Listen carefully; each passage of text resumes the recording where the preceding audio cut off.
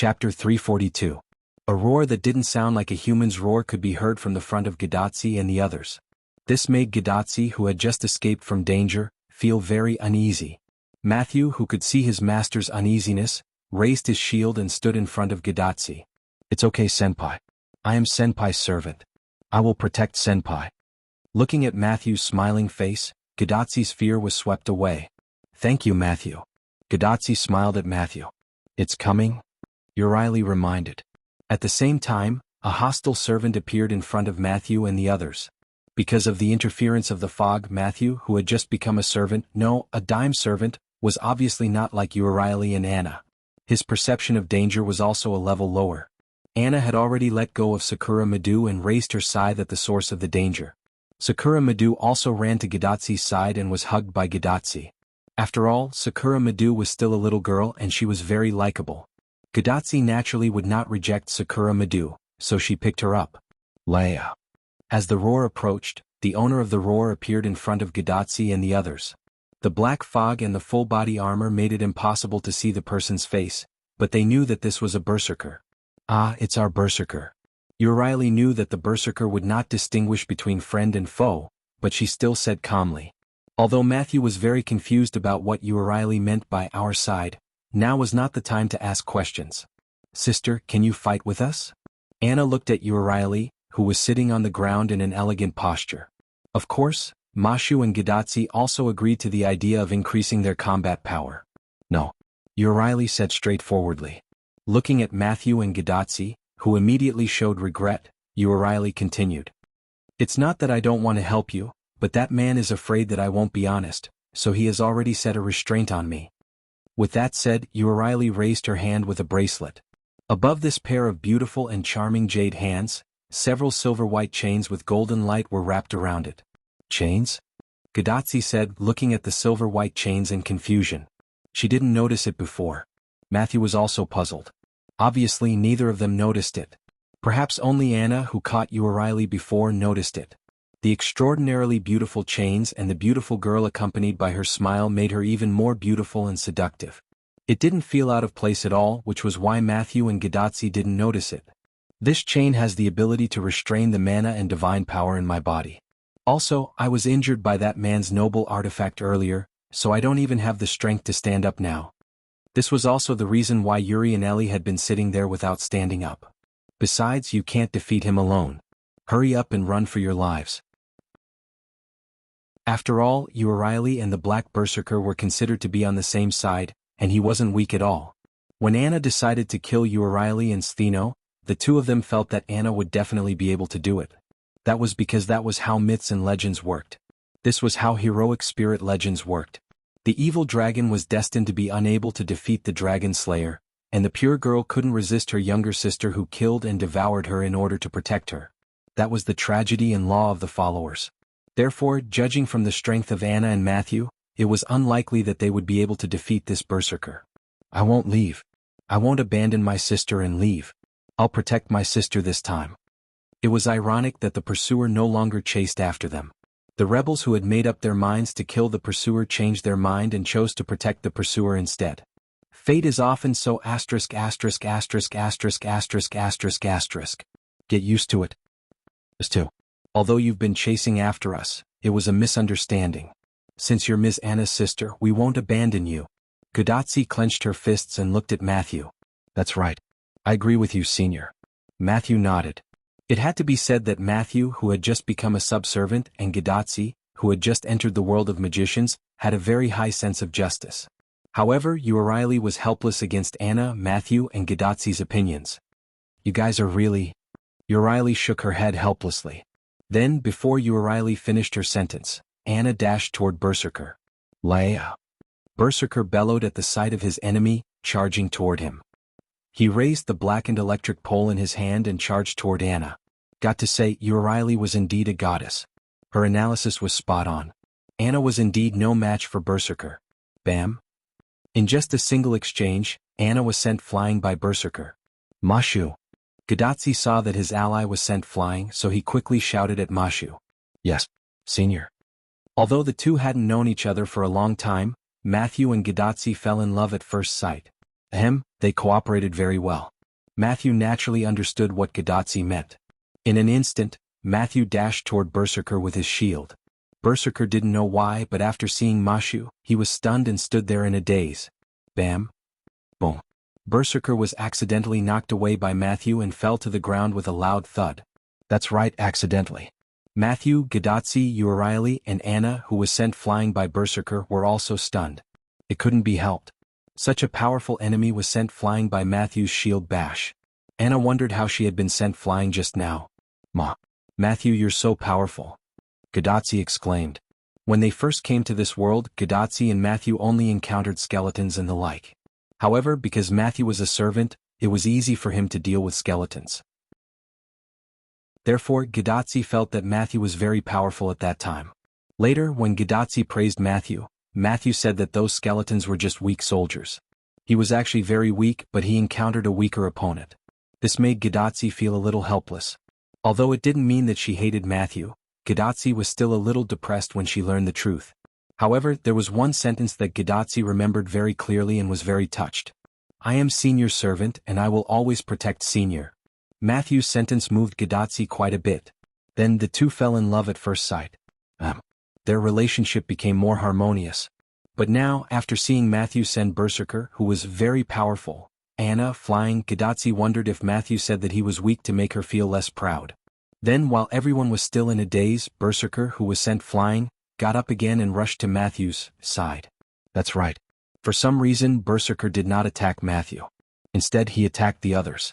Other than Matthew, the one who was closest to Berserker was Urieli, who could not move freely. Berserker rushed to Urieli and raised the electric pole that had been transformed into a noble artifact. Sister. Anna, who got up again, screamed in shock. Boom. Chapter 343. Boom. The Grade D electric pole relic smashed onto the ground, causing the ground to shatter.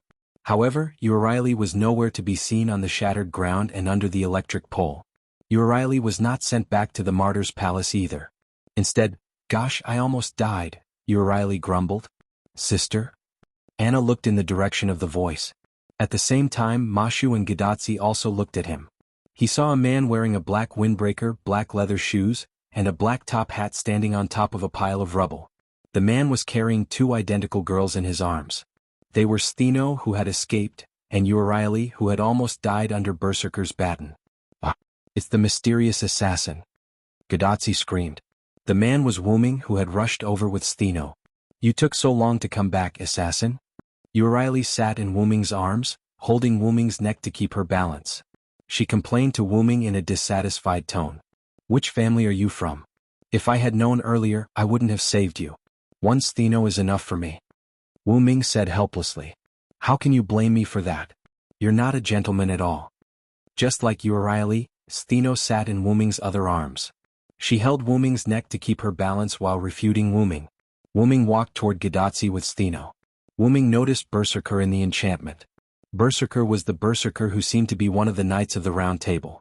When he suddenly encountered Berserker, in order to avoid unnecessary trouble, Wuming directly used Jack the Ripper's inherent barrier, the mist, to trap Berserker inside.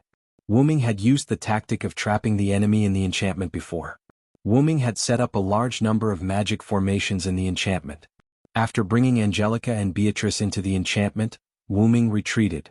Wuming could have chosen not to enter the enchantment, but he had to say a few words to them. Although the caster of the enchantment was neither scientific nor magical, Wuming had such an ability. After all, Wuming was the root dragon. The adaptability of time and space was reflected here. The enchantment was like a flexible Rubik's Cube in Wuming's hand. Wuming could arrange the enchantment in various ways. After that, Wuming took Olga and Marie away from there and went to a small shop not far away. Wuming left some mana in the enchantment, which was enough to support Wuming and the others. The enchantment disappeared and Berserker was released. After that, Wuming encountered Gadotsi and the others, as well as Stheno and Urieli who were chasing them. After using his Noble Phantasm Maria Ripper and the enchantment Noble Phantasm the Dark Mist, Gadotsi, Stheno, and Urieli were transferred to the enchantment. At that time, Berserker, who was trapped in the Dark Mist, had not been released yet. When Wuming chased Stheno, he also checked Berserker's location and found that he was quite far away from Wuming, so he was relieved to play with Stheno. But after a while, Berserker seemed to have sensed a trace of aura coming from the barrier, and it began to go berserk. Wuming could sense that Berserker was running around in the enchantment. And just when Wuming and Stheno were on their way back to Gadatsi and the others, Wuming sensed that Berserker was approaching Gadatsi and the others. After all, the dark mist was about the size of London City. Although it was not small, it was not that big either. It could only be said that Berserker was very lucky to have found the location of Gadatsi and the others. As expected of Lucky B, after Wuming sensed all of this, Wuming hurriedly carried Stheno and rushed over at full speed. However, Wuming was worried that Gadatsi and the others would have an accident, so he directly used his Dragonist item, which he hadn't used for a long time, and rushed over with agility beyond X. Why do you think Wuming did not hesitate to cheat to bring his treasure trove? It was because the treasures in the treasure trove were really helpful to Wuming. Especially Wuming, who was an assassin at the moment. The treasures were really helpful. After Wuming used an item to speed up his journey, the scene where Wuming saved Uriali, who was about to die under the telephone pole, appeared. The reason why Wuming did not directly remove the enchantment was that Berserker was not far from them, and he might be attacked by other servants. After all, Wuming had verified that Winterwood City had indeed summoned the 7 servants. If he directly removed the enchantment, Berserker would definitely find them. In addition, Berserker did not find Gadatsi and the others in the enchantment, so Wuming wanted to meet with Gadatsi and the others to ask something in the enchantment. Obviously, the orange-haired girl and the shield lady were not people of this world. After crossing through time and space, their spacetime aura was a bit serious. The reason why Olga Marie did not have the spacetime aura was because she was dead. She was just like a servant. She was dead. She was a mass of magic power. She was a spirit. But even so, Wuming still suspected that Olga Marie had something to do with Gadatsi and the others. Stheno only complained because Wuming's super speed scared the goddess. After all, Wuming's agility was beyond EX, and he was comparable to Wuming's Phoenix incarnation. However, the item that increased speed was not something that everyone could use. If Olga Marie used it, she would explode in an instant. After all, if her physical fitness was not up to par, she naturally couldn't use it. Take Wu Ming's avatar for example. In the world of the God's Layers, Wu Ming's original body had descended. Even though he was still in his infancy state, the origin dragon's physical body that had undergone some minor baptisms had become extremely powerful. Wu Ming's incarnation had limitations because Wu Ming still had room to grow. It was estimated that when Wu Ming was fully grown, Wu Ming could use multiple incarnations at will, and their power would also be greatly improved. But if Wu Ming's incarnation was used by his incarnation, the limitations would be quite big. After all, if the strength of the incarnation was not enough, it would be torn apart in an instant. As for Assassin, the reason why Silent Wonder didn't cheat and let the 12 clones follow him was because Silent Wonder couldn't use any of his clones. Even if he could use them, the power was very small. If Wu Ming used them by force, he would die. Therefore, it was really useful to bring Dragonist, a treasure trove that contained a large number of very useful treasures. At that moment, Berserker, who lost his target, began to roar furiously. Laia. Gadatsi and the others realized that the enemy had not been eliminated yet. Chapter 344. Gadatsi, Matthew and Anna tensed up when they heard Berserker's roar. Wu Ming, Stheno, and Uriali, who were in his arms, weren't nervous at all. Stheno and Uriali were goddesses, so they didn't feel anything from a mere Berserker. Even when Uriali almost died under Berserker's stick, she didn't react at all. She was still chatting happily with Wu Ming and Stheno. Wu Ming, on the other hand, wasn't afraid at all. Wu Ming had been through a lot, so a mere Berserker wasn't enough to scare him. Wu Ming wasn't scared at all. Besides, Wu Ming only used the dark mist to trap Berserker because Olga Marie was there. There were many ways to deal with Berserker, but it would be a waste of time to fight Berserker. After all, this city was filled with danger. Olga Marie might already be in danger outside. Berserker was Wu Ming's half-master after all. It was better to deal with him as soon as possible. Just as Berserker was about to charge at Wu Ming and the others, especially Wu Ming, Berserker realized that his movements were sluggish as if he had fallen into a bottomless swamp. Berserker is indeed Berserker. You didn't even notice the trap I set under your feet? Wu Ming shook his head in boredom. At that moment, a few stones around Berserker lit up. Simple and mysterious runes could be seen on the stones. That's right, they were Lune runes. These stones were rune stones. Just like Rin Enbin and Luvia's gem magic, these rune stones had the same effect. Gem magic was to store spells and magic power in gems in advance, and then use them directly when needed. Magicians needed spells and magic power to cast magic, but because the spells and magic power needed to be used were all stored in gems, the use of gem magic was only to release the gems that stored the spells and magic power. Releasing the gems only required a small amount of mana, so gem magic was very practical. However, since the gems used for gem magic were single-use, it was mostly used by nobles. Of course, Rin Enbin didn't look like a noble anymore, but she was telling the truth when she said that she was down and out. As for the rune, it was engraved on the stone in advance. When it was used, it only needed to be released. However, the rune was extremely powerful. Although it wasn't in terms of attack, it was extremely powerful in other aspects. Therefore, the stone made of the rune could be said to be extremely precious. At this moment, the stones that trapped Berserker were engraved with large amounts of runes that had the effect of slowing and suppressing. Just one stone was enough to cause an obvious effect. At this moment, dozens of runes lit up around Berserker. These dozens of rune stones formed an intricate magic formation with Berserker in the center.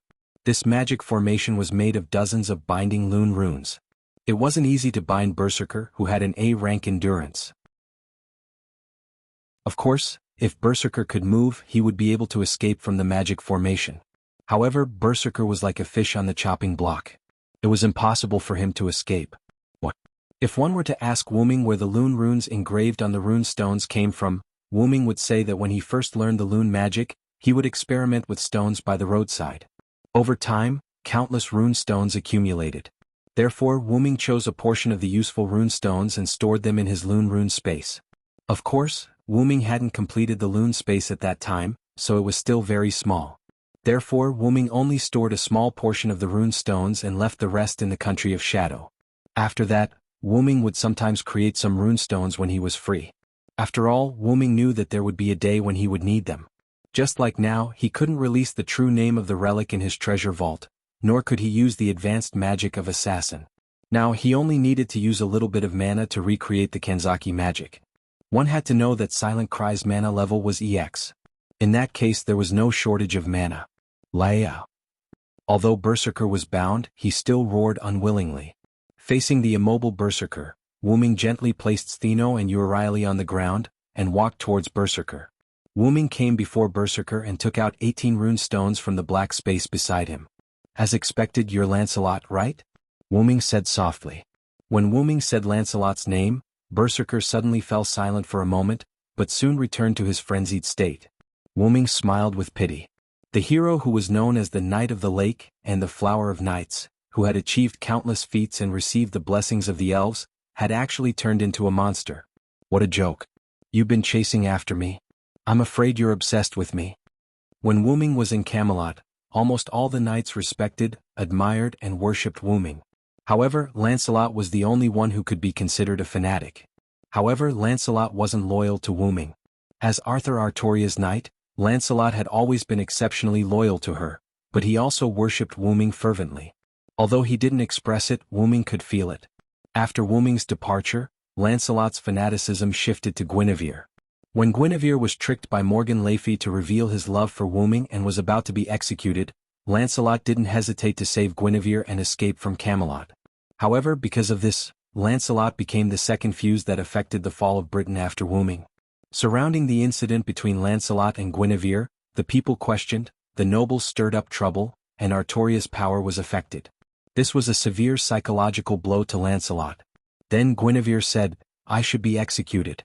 It's not only a release but also a way to lighten the king's burden. After that, Lancelot sent Guinevere back. After that, Artoria successfully exiled Guinevere and saved his life. Lancelot had always been obsessed with Wuming, which was why he kept chasing after Wuming. Not only that, but turning the electric pole into a noble relic and disguising his appearance were also very similar to Lancelot's experience. Defeating the enemy with a tree branch and completing the heroic feat of hiding his identity. Wuming guessed that these two things could be upgraded to noble relic or skill. All these signs were very clear. Coupled with Wuming's probing, Wuming was now very sure that Berserker was Lancelot. I didn't expect to meet you here, Lancelot. How sad. Wuming slowly placed the 18 rune stones around Lancelot and chatted with him. Leia. Lancelot screamed miserably. I know you have a lot to say to me, but let's wait until next time. Compared to Berserker, I think Saber is more suitable for you. After placing the 18 Lune runes on the stones, Wu Ming turned around and left. At this moment, Lancelot seemed to have calmed down. He stiffly performed a knight's salute to Wu Ming. Ak de Godin. A magic spell that was comparable to a city's noble phantasm was released. In an instant, a violent explosion came from behind Wu Ming. The flames and smoke of the explosion were more than 10 meters high, but it did not burn Wu Ming and the others at all. Goodbye, Lancelot.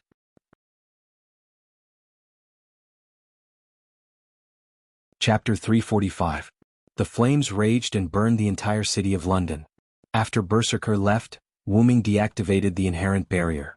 Everyone returned to the burning city of Winterwood. Hey, can you hear me? That's great. The device here suddenly showed a large amount of magic and I couldn't contact you guys. That scared me. Thank goodness you guys are fine. As soon as they returned to Winterwood, Gadatsi's wrist glowed, and a virtual screen appeared in front of everyone. On the screen was the face of a kind and dispirited young man. He had the aura of a loser. Is this the magician who made the sound? What a loser. That's right. I thought a magician who can use a remote screen like this would be more reliable. How disgusting. Stheno and Euryale looked at the young man on the screen with disdain. What's going on? Wait, what's going on? The young man was frustrated at first, but then he realized that the two followers of the goddess in front of him were enemies. Wow. Anyway, they're not enemies now. Roman, don't worry about it. Gadatsi smiled awkwardly. I'll explain the situation to you later, Dr. Roman, Matthew said to the young man seriously. Is that so? Well, it's good that you guys are fine. Just now when I suddenly couldn't contact you guys, everyone was worried sick. The doctor called Roman began to spread the dispirited atmosphere as he constantly complained and complained. Yes, I know, Dr. Roman. Gadatsi answered Roman helplessly. Matthew noticed that Wu Ming, the main person who solved the crisis, did not say anything. He was frowning as if he was thinking about something. Mr. Assassin, are you all right? Matthew asked worriedly. Gadatsi, who was talking to Roman, also looked at Wu Ming. That's right. Mr. Assassin helped us. Please let us know if you have any problems. Gadatsi smiled innocently and looked at Wu Ming, who was standing behind Stheno and Euryale. Wu Ming shook his head. I'm fine. I just want to ask you guys something. Ask us. Gadatsi and Matthew looked at each other in confusion. Oh, I need to pick up my master. I'll come back later. Wu Ming did not wait for them to respond and turned around to leave. By the way, there shouldn't be any danger around here, but a sudden intrusion like just now. You guys should be careful. I'll be back soon. After that, Wu Ming disappeared. Li Xiang Mashu, that servant is? Roman asked with a slightly dignified tone. He's the one who helped us subdue the two goddesses, Matthew explained. Also, we met a berserker in Assassin's enchantment. Assassin defeated him easily, Gadatsi said excitedly. Enchantment? I guess that's why we can't contact you. Roman touched his chin and pondered. Then, do you know the real names of the berserker and the assassin who left, and the real names of the two goddesses? Roman's voice became very soft. He looked at Stheno and Euryale carefully. After all, he was a little embarrassed in front of the two goddesses. How dare you talk about the goddesses in front of them, magician who's not here? Stheno was an assassin after all, so he could naturally hear it.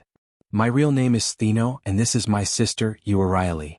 Before Gadatsi and the others could react, Stheno said his and Euryale's real names casually. After all, we've been defeated by that man. As goddesses, we're prepared to become his captives. Euryale explained why the two of them had told her their real names without hesitation. She also explained why they were no longer enemies. Is that so? Roman's shoulders drooped helplessly. Gadatsi tried to recall the real names of Wu Ming and the berserker who was defeated by Wu Ming. I don't know Mr. Assassin's real name, but as for Berserker's real name, I remember Mr. Assassin called him Lancelot. What? Without waiting for Gadatsi to finish, Roman interrupted him in surprise, and even gave Gadatsi a fright. Matthew came to Gadatsi's side and shielded Gadatsi with his body. Then he protested to Roman, Doctor, please keep your voice down. You're scaring the seniors. I'm sorry, but this is shocking news. Roman put his palms together and apologized. Then his expression turned serious. Matthew and Gadatsi were confused. Judging from your tone, Mr. Assassin called him Lancelot, right? If that's the case, he can't be a nobody. Roman looked at them seriously. Someone who can defeat the Knight of the Lake can't be weak, even if the Knight of the Lake has lost his mind. That assassin is very strong. Doctor, what do you mean? Gadotsi understood. Although you don't know Mr. Assassin's real name, there is no doubt that he can rival the Knights of the Round Table and even surpass them. To be honest, I really don't understand why such a person is Mr. Assassin. Although the Knights of the Round Table have berserker adaptability, I still find it hard to accept. After all, the Knights of the Round Table were noble knights. Even the rebellious Knight Mordred didn't do anything that violated the Knight's code. The reason why Roman was surprised that Wu Ming, as an assassin, could defeat berserker was because assassins were generally weak. Generally, they can only be used to collect information and assassinate their master. Let alone berserker, even caster sometimes can't defeat them, let alone rider, saber, lancer, and archer with 3 mounts. That was why caster and assassin were known as the weakest among the 7 classes. Caster was also a powerful enemy after the workshop was completed, but assassin didn't have any other advantages, so sometimes assassin was even weaker than caster. But he used assassin to defeat Stheno, who is also an assassin, and even Euryale, who is an archer. After that, he still had the strength to defeat berserker. It seems that you have encountered a powerful servant. The more Roman analyzed, the brighter Matthew and Gadotsi's eyes became. Stheno and Euryale kept smiling as they watched the 3 of them talking. They didn't interrupt. After all, they knew Wu Ming's identity, so they wouldn't be too surprised by some things. And according to the various phenomena just now, he can be said to be a very easy person to get along with. If his master agrees, you can cooperate with them to solve the mutation of Singularity F. If he didn't have a master, I would have asked Tachika to sign a contract with him. With him, I won't worry about your safety anymore. Roman looked regretful. That's great. Matthew, I can solve this singularity soon. Gadotsi hugged Matthew happily. Although Roman meant that Matthew couldn't guarantee Gadotsi's safety, Matthew knew that Roman didn't think so much, so he didn't say anything. He just smiled and nodded to Gadotsi. Matthew. Tachika Fujimaru. Suddenly, a familiar voice came to Gadotsi and others. Chapter 346. Matthew. Tachika Fujimaru. A familiar voice came, and the 2 couldn't help but look at the source of the voice. Wu Ming and Olga Marie stood not far away. Wu Ming didn't do anything, but Olga Marie looked like she had finally found the organization. Of course she wouldn't admit it. Director, are you still alive? Sure enough, Roman was a rather clumsy person. What do you mean, Roman Aikman? Are you looking forward to my death? Obviously, Roman Aikman was his real name, and Roman was an abbreviation. Olga Marie angrily walked to the virtual screen and stared at Roman. How could that be, Director? It's great that you're okay. Roman tiredly dealt with Olga Marie, feeling rather helpless. Director also successfully came here, that's great. Matthew said happily when he saw that Olga Marie was fine. Olga Marie was a little unnatural when she heard Matthew's words. Wu Ming felt that Olga Marie was a little resistant to Matthew, or more accurately, she felt guilty. Seems like there's a story. Wu Ming thought carefully. That's great, Director is also fine. Gadotsi also smiled happily. Speaking of which, are you the only 2 here? Where are the others, and why are you sitting in this position, and where is Lev? Olga Marie asked, then looked at Roman on the virtual screen. Wu Ming, who was behind Olga Marie, slightly raised his eyebrows when he heard this, but quickly returned to normal. Sure enough, Lev is indeed related to this group of people, but it seems, they don't know Lev's true identity. Through the behavior of this group of people, Wu Ming could naturally see their character, and it was obvious that they were not on the same side as Leviticus. Wu Ming looked at the male lead on the screen. Only this male lead was something that Wu Ming couldn't see through. The so-called couldn't see through meant that Roman was like a god and like a human, like a living person and like a dead person. If there's a chance, I still have to meet this person in person. Wu Ming always had a feeling that Roman was not the culprit behind the burning of Winterwood City, but also the person who couldn't get away from the root cause of the black mud. Because of Olga Marie's doubts, Roman didn't notice Wu Ming's gaze. Currently, except for Tachika Fujimaru, the rest of the 47 masters are trapped in the shell's body and are. Because the explosion was in the center of the control, Lev, Roman said regretfully. Wu Ming couldn't help but laugh. Fortunately, he held it back in time and didn't reveal it. If a mere explosion could kill Lev, Wu Ming would thank the heavens. But after hearing this bad news, Olga Marie looked like she couldn't accept it. Through the magical connection between Wu Ming and Olga Marie, Wu-Ming could clearly sense that Olga Marie's magical power was very unstable. If he had to describe it, it would be like a human after their faith collapsed. But Olga Marie was indeed a famous magician. She quickly calmed down and began to understand the condition of their base through Roman, and began to give orders. Wu-Ming wasn't interested in listening to this. He walked over to the Gorgon sisters and Anna's young master, Sakura Madu. Anna was sitting on a small rock with the sleeping Sakura Madu in her arms. Stheno and Urieli were sitting on the left of Anna and Sakura Madu. Wu-Ming walked over and Stheno spoke first. "You finally have time to talk to me. I thought you had forgotten about me." Stheno narrowed her eyes at Wu-Ming, who was walking over. What a greedy man. Not only did he capture me, but he also captured another me, and heartlessly abandoned us. How heartless. Urieli continued Stheno's words and also narrowed her eyes at Wu-Ming. "I wouldn't dare to capture the goddess. I heard that anyone who has anything to do with the gods of Greek mythology doesn't have a good ending." Wu-Ming shrugged and said disinterestedly. "But those are all mortals. If it's you, I don't think you'll suffer," Stheno said cheerfully. Wu-Ming ignored the two of them. He walked to Anna's right and sat down. "Is she asleep?" Wu-Ming looked at Sakura Madu and asked Anna. After all, she was his sister-in-law in another world. He should at least show some concern. "Oh, thank you for not killing my sister," Anna replied first. Then she thanked Wu-Ming softly. By now, Anna's identity had been made known to everyone. She was the youngest sister of the Gorgon sisters. She had devoured two of her sisters and turned into a monster, Medusa.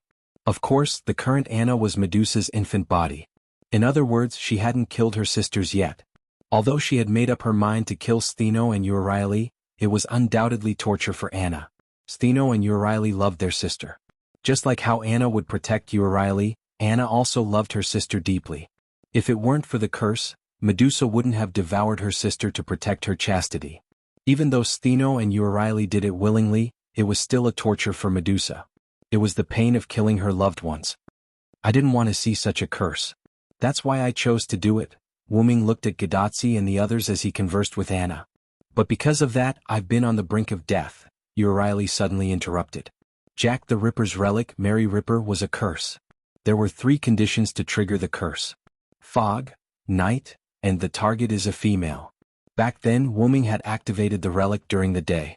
Although Wu-Ming had released the fog, which was the dark fog, and the target, Urieli, was a female, Mary Ripper, which didn't fulfill the 3 conditions, only dealt damage. As Wu-Ming had deliberately held back and Urieli's skills and the god's core of the goddess helped to block the attack, Urieli didn't die.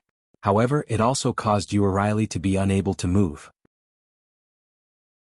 After all, Urieli was indeed injured, and Silent Wonder had placed the pseudo-sky lock on her, which almost caused her to die at Lancelot's hands. Although you came in time to save me, you're the one who caused me to be in danger. Remember to take responsibility, Stheno finished for Urieli. Help me protect my beloved sister, the two of them said in unison.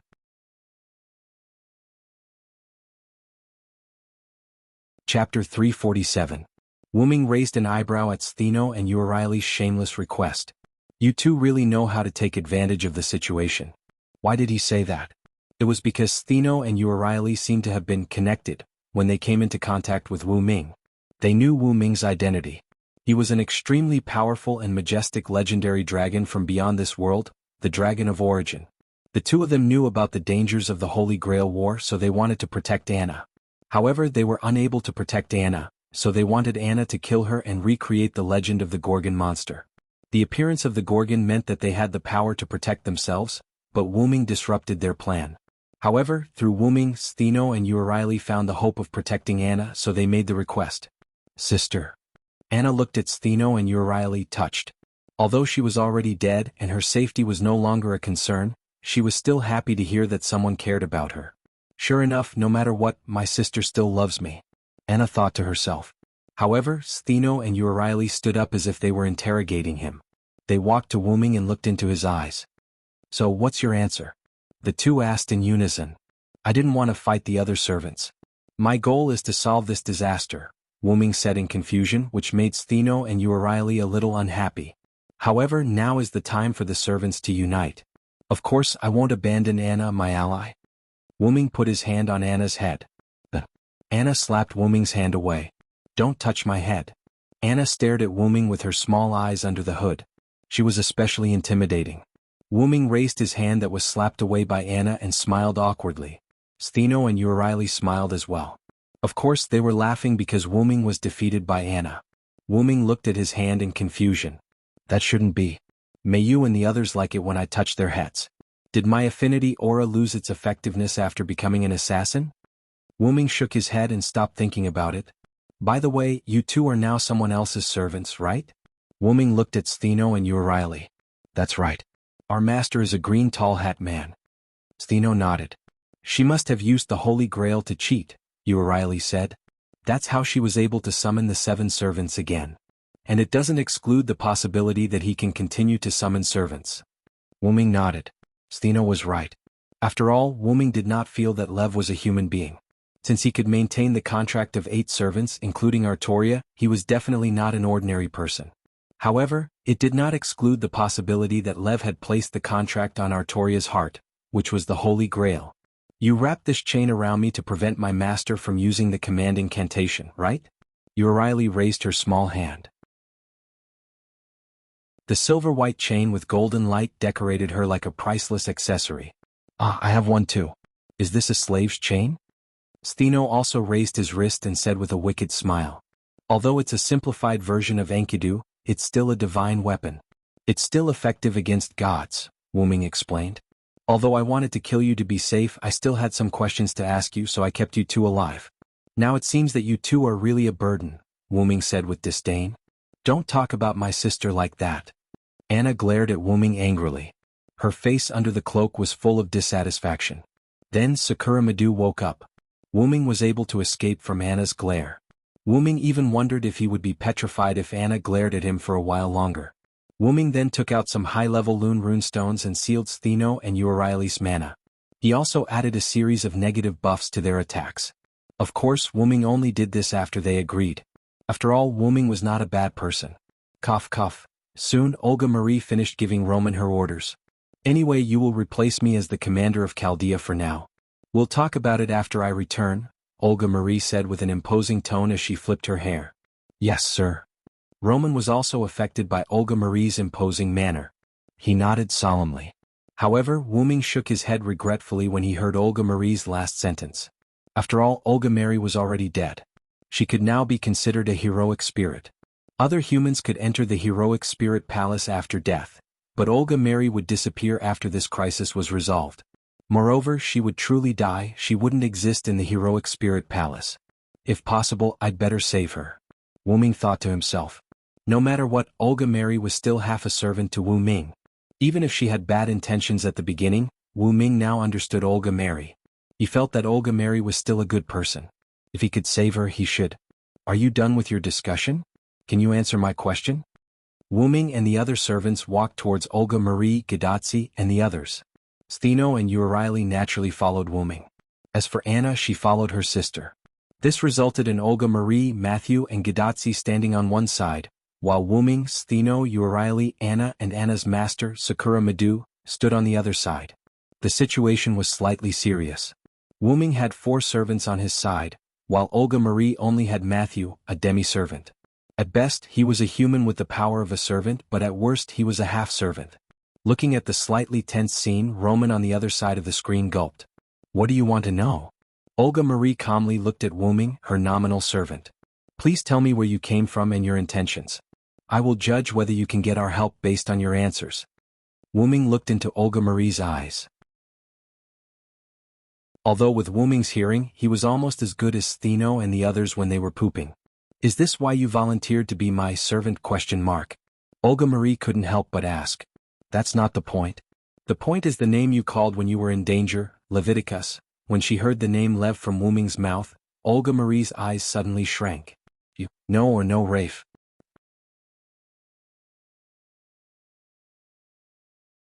Chapter 348.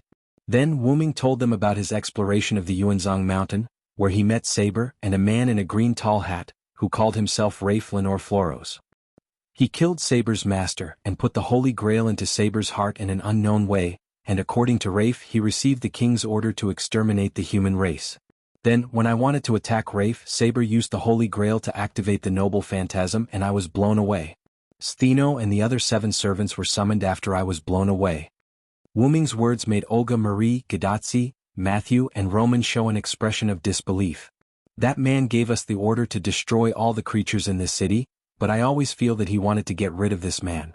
Stheno looked at Wu Ming and it was obvious that this man was Wu Ming. In short, I always feel that this Rafe should be the Rafe that you said has been sacrificed. That's why I followed you, Olga Marie. Wu Ming finished and waited quietly. After all, Olga Marie and the others needed time to digest. It's unbelievable. Professor Rafe actually. Roman on the other side of the screen said with a somewhat dull voice. Professor Rafe gave me a pretty good impression. Gadotsi scratched the back of her head.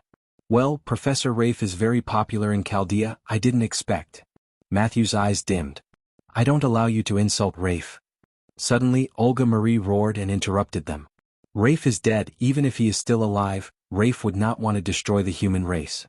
Although Olga Marie was shocked, she didn't waver because of soundless one-sided words. Let's not talk about the fact that Rafe was at the center of the explosion in the control room. It's impossible for him to survive. Furthermore, even if Rafe is still alive, he has no reason to destroy human beings like you said, Olga Marie argued. So, I don't believe what you said. I don't think Rafe would do such a thing. In the end, Olga Marie stared at Wu Ming's eyes, quite like an angry little female cat.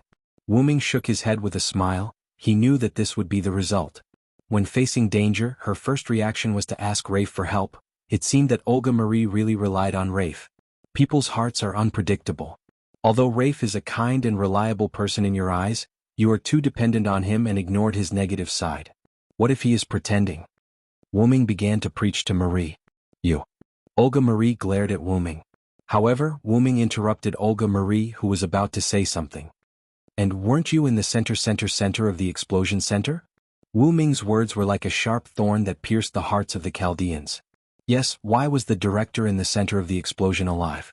Since there was already an example, it was not unacceptable that Rafe, who was in the center of the explosion, was still alive. Moreover, if the explosion was arranged by Rafe, it's not strange that he is alive. Wu Ming's words were very heavy. This sentence, like a sharper thorn, pierced everyone's heart. Now Gadotsi and Matthew were completely confused. On the other hand, Roman had a thoughtful look on his face. But Olga Marie still didn't believe and wanted to refute Wu Ming's words. Well, it's also possible that someone pretended to be Rafe, first to frame him and second to deceive people. Wu Ming's tone was light. He shrugged his shoulders and waved to the crowd. In an instant, the original atmosphere was like a balloon, burst by Wu Ming's words. Everything is possible. Ah. Wu Ming laughed. The nervous crowd suddenly relaxed. Assassin. Then Olga Marie, who felt like she had been played, was furious again. Ah. Looking at the arrogant Olga Marie angry, Wu Ming couldn't help but laugh. Gadotsi, Matthew and Roman were relieved. Assassin is right. It's also possible that someone used the image of the dead Professor Rafe to do evil. Matthew said righteously. And you still have the task to solve the singularity, and according to Assassin, this singularity was caused by the guy who pretended to be Rafe. Roman continued Matthew's words. Then we are bound to confront the fake, damn it. How dare he pretend to be Rafe? I must teach him a lesson. Olga Marie also calmed down, but they still talked about the guy who pretended to be Rafe. Then everyone, let's work hard together. Gadotsi clenched her fists and encouraged everyone with a smile. Of course there's no problem with Assassin. But you, sleepyhead, just don't make trouble. Olga Marie crossed her arms and looked at Gadotsi with disdain. After all, Wu Ming was still Olga Marie's follower. Even if there were doubts and distrust between the two sides, Olga Marie was relieved that they could talk like this. It's good to be motivated, but usually such a team of heroes will be wiped out in the end. Stheno smiled and looked at Gadotsi and the others. Stheno and Urieli didn't speak before because they knew how to read people's expressions. As for Anna and Sakura Madu, they were the kind of people who didn't talk much. Now that everyone had left the oppressive atmosphere, Stheno couldn't help but mock them. The goddess who has lost her ability to fight should take care of herself. Olga Marie was indeed arrogant and dared to confront the goddess. As director, she's a goddess, please be a little more polite. Gadotsi whispered in Olga Marie's ear. Miss Stheno too, please calm down. Matthew also tried to calm them down. Seeing how energetic they were, Wu Ming also calmed down. Wuming didn't think that Rafe Lionel Floros was a fake. Wuming said that someone might be pretending to be Rafe because he wanted to take care of his temporary master's feelings. Rafe's tone when he introduced himself didn't sound like an imposter at all. Wuming used his omnipotent senses to confirm that this was the real Rafe and not an imposter. After all, sometimes mentality and momentum were the key to victory. So, it's time to answer my question. Wuming suddenly asked. Everyone just remembered that the two sides were supposed to exchange information. That's true. Then I, who interrogated your master, will tell you. Olga Marie stood up.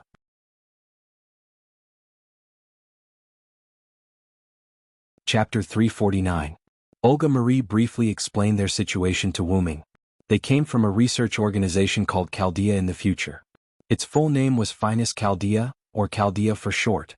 In 2015, Chaldea detected that human beings would go extinct in 2016, so they began to study the cause of human extinction.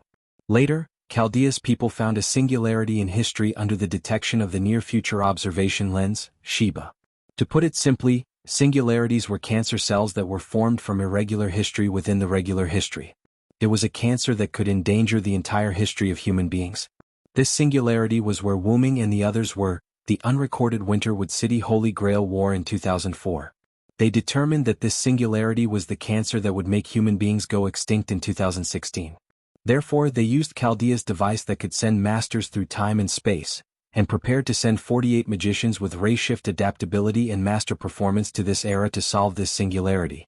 However, for unknown reasons, when the 47 masters were preparing to be sent, Chaldea was hit by an explosion. Most of the facilities were damaged, and the survivors were less than 20 people except for the 47 frozen masters. The reason why 47 people were frozen was because Gadotsi, the master, dozed off during a meeting and was kicked out by Olga Marie. It had to be said that Gadotsi was really lucky. Then, when Gadotsi wanted to save Matthew, she was trapped in the central control room. Originally a human, Matthew was summoned by Chaldea and bestowed with power when he was on the verge of death. Then the ray shift automatically selected masters, and Gadotsi and her servant, Matthew, were brought to this world.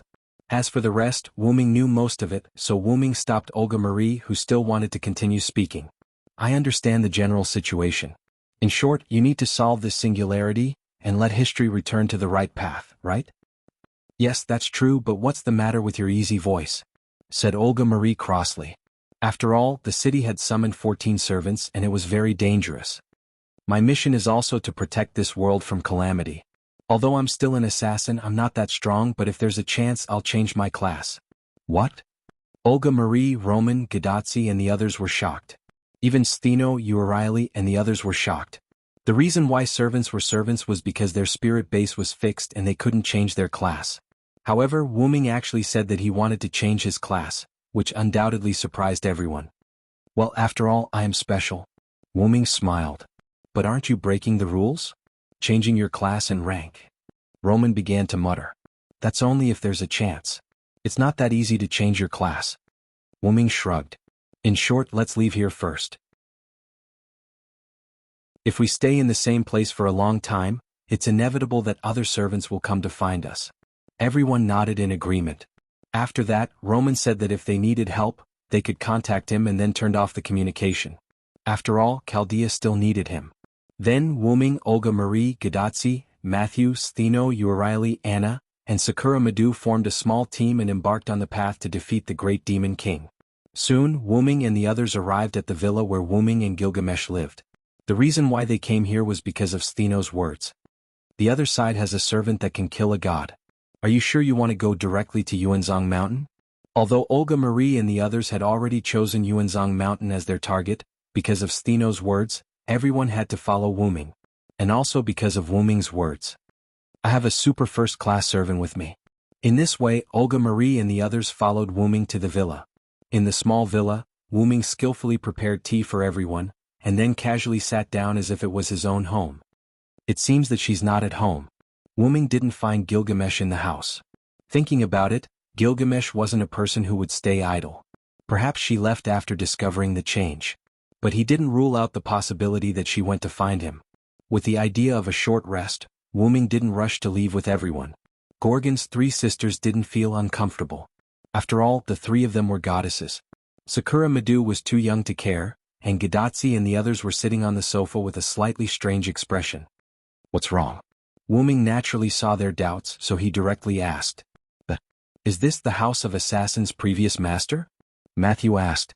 Gadatsi and Olga Marie also nodded. After all, Wuming's move was too skillful. It felt like he was the owner of this house. If it was their master's house, it would make sense. No, this house was bought in my name and I originally didn't have a master. Wuming calmly took a sip of tea and then said, Hey. Gadatsi, Matthew, and Olga Marie immediately yelled. I forgot to tell you this. I came here on my own initiative. If I have to say, my master should be the Great Holy Grail. Wuming calmly took another sip of tea and slowly said, Wait a minute, what's going on? Olga Marie slammed the cup on the table and looked at Wuming like she was looking at an animal. The sound of the teacup being put down scared Gadatsi and Matthew. If the teacup wasn't sturdy enough, the boiling hot tea would have spilled onto Olga Marie's hand. Although I know your identity is not ordinary and can change your class, but can you still show up on your own accord? Wuming calmly took a sip of tea and put down the teacup. He then looked at Olga Marie without any emotion. That's right. Sorry, my identity is not ordinary, so I can do whatever I want. Director. Calm down. Gadatsi smiled awkwardly. Then Olga Marie angrily sat on the sofa and then grumbled by herself. She kept muttering, How can you cheat like this? It's really against the rules. By the way, is the companion that assassin mentioned not here? Matthew awkwardly smiled and began to change the topic to discuss the purpose of everyone here. She probably left here to find me. Wuming smiled. Don't worry, it can be said that no one can kill her. Of course, if her stubbornness flares up, the result might be different. Thinking that if Gilgamesh was angered, it meant that he had lost half the battle, especially with Lancer, who had the power to kill gods. If Gilgamesh fought him head-on, he would be at a disadvantage. Let's take a break here. After all, if we plan for the worst, we should still have 6 enemies. Wuming looked at everyone seriously.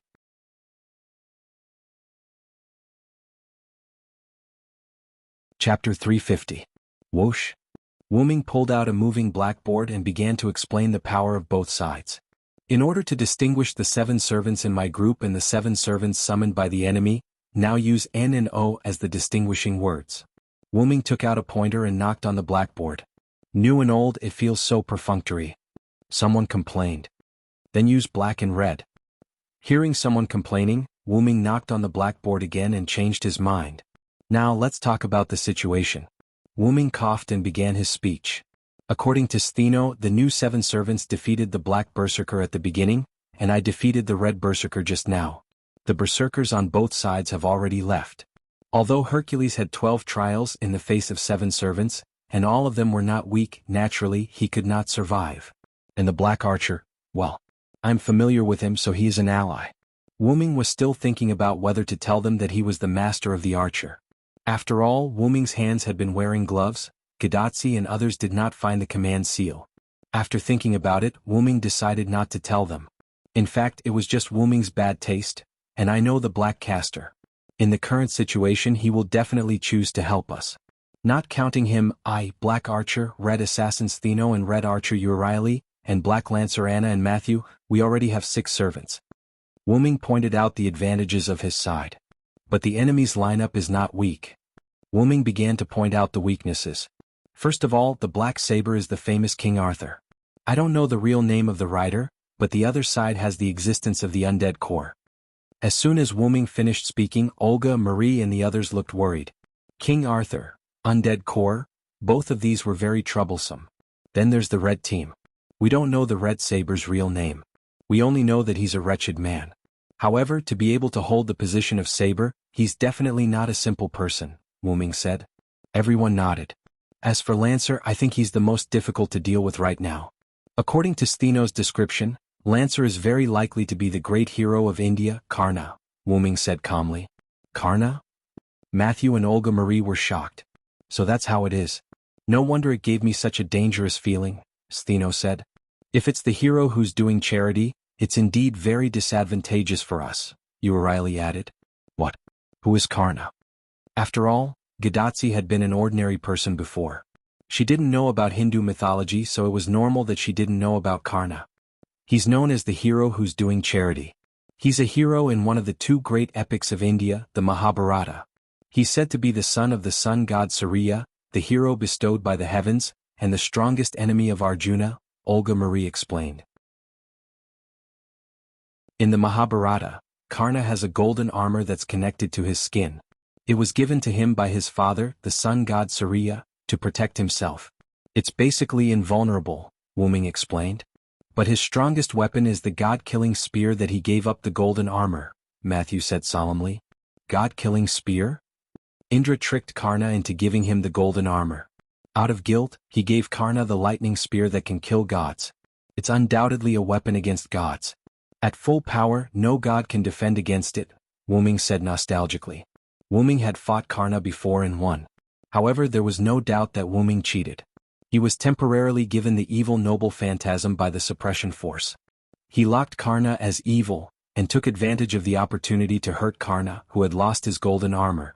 If Wuming had fought Karna with Sodlek saber rank, there was no doubt that Wuming would have lost. No matter how much Wuming disguised himself as Sodlek, Sodlek was still a human general after all. The mystery was different and he was crushed by Karna.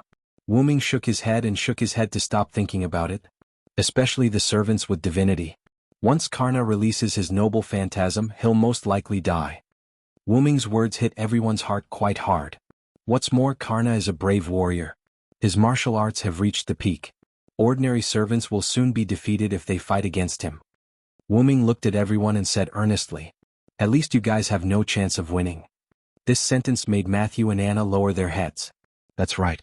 One of them was a demi-servant, and the other was an immature child. It was indeed difficult for them to fight against Karna, who could kill gods. However, Stheno and Euryale didn't feel depressed. "You're talking about us, not you, right?" Euryale smiled. Hearing Euryale's words, Matthew and Anna raised their heads and looked at Wuming. This made Wuming feel helpless. "I once met Karna with a different rank and I was lucky enough to defeat him." This surprised everyone, especially Gadotsi. "That's amazing, Mr. Assassin. But that's when I was in a different rank. If I were to fight Karna with my current assassin rank, I would definitely die." Wuming shook his head. "But you can change your rank, right?" "Then change your rank," Olga Marie said casually. The others also looked at Wuming in agreement. "I also said that there are conditions to change a rank. It just so happens that I don't meet the conditions at the moment." Wuming waved his hand helplessly. "Then, how can we win this hero over? From the Mahabharata, we can see that he is a righteous man." Olga Marie thought for a moment and said quickly, "Impossible." Wuming directly denied Olga Marie's words. "Why?" Olga Marie slammed the table unconvinced. "I fought with Karna and in that battle I learned about Karna's character." Wuming poured himself a cup of tea and took a sip. "He is a servant who completely obeys the master's words. He completely wants to turn himself into a weapon, even though the servant is the master's weapon," Wuming said, a little bored. "Then we are definitely going to lose," Gadotsi said, a little depressed. "Senpai." Matthew wanted to comfort Gadotsi, but he didn't know what to say. After all, the enemy was too strong and they couldn't win him over. "That's why I brought you here, isn't it?" Wuming smiled. "Huh?"